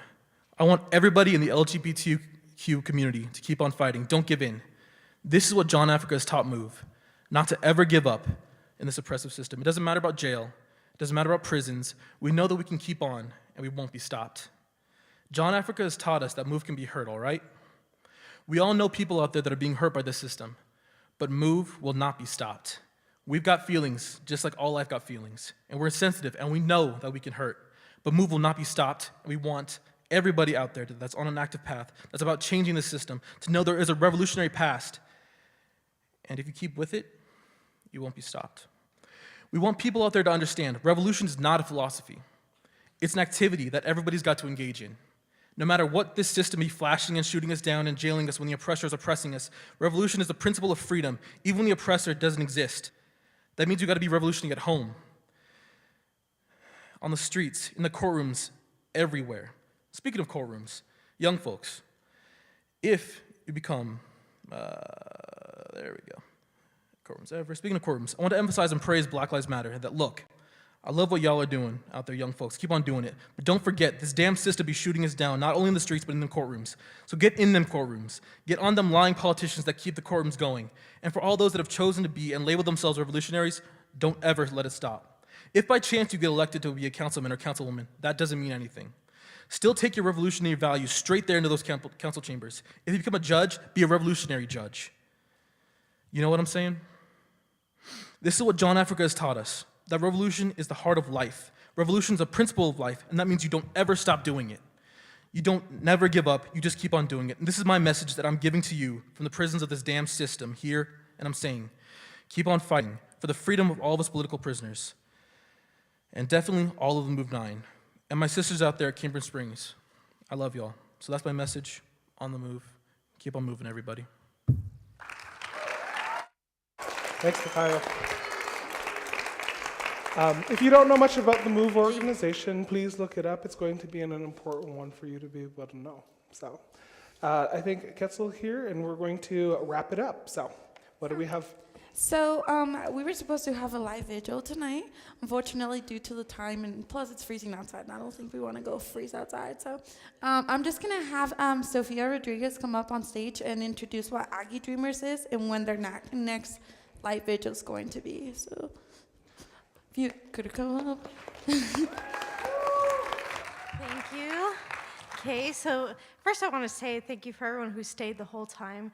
I think we've had a really wonderful night, learning a lot about different movements in American history, a lot of really important resistance movements. And like Ketzel said, I am Sofia Rodriguez. I started the Aggie Dreamers group here on campus, and our group is just dedicated to the resistance movement around the Aggie Dreamers, the Dreamers in the United States, but not just those who have deferred action, but the 11 million undocumented immigrants who have to face the reality of not being given the right to apply for citizenship and be recognized as human beings. So, like Ketzel said, we will not be able to have the candle vigil tonight, but we do have 2 more planned for the semester. So we invite you all to participate in the next one, which is a month from today, March 20th, and then the following one after that will be in April. So we hope to see you there. If you would like to know information about that, our Aggie Dreamers Facebook page will have all that, and we'll make a Facebook event page so you can follow it. And remember. Thank you. Thank you so much, Sophia. Thank you. All right, you guys made it all the way to the end. And so that will conclude our night of resistance, our first, maybe annual, maybe not, we'll see. Yeah. But I'm glad that you guys were all able to come, share in the experience, and we are so glad to have you here. Yeah. Go treat yourself. Go take a nap. Well, actually, go to sleep. Go get some food. Thank you for coming. Yes.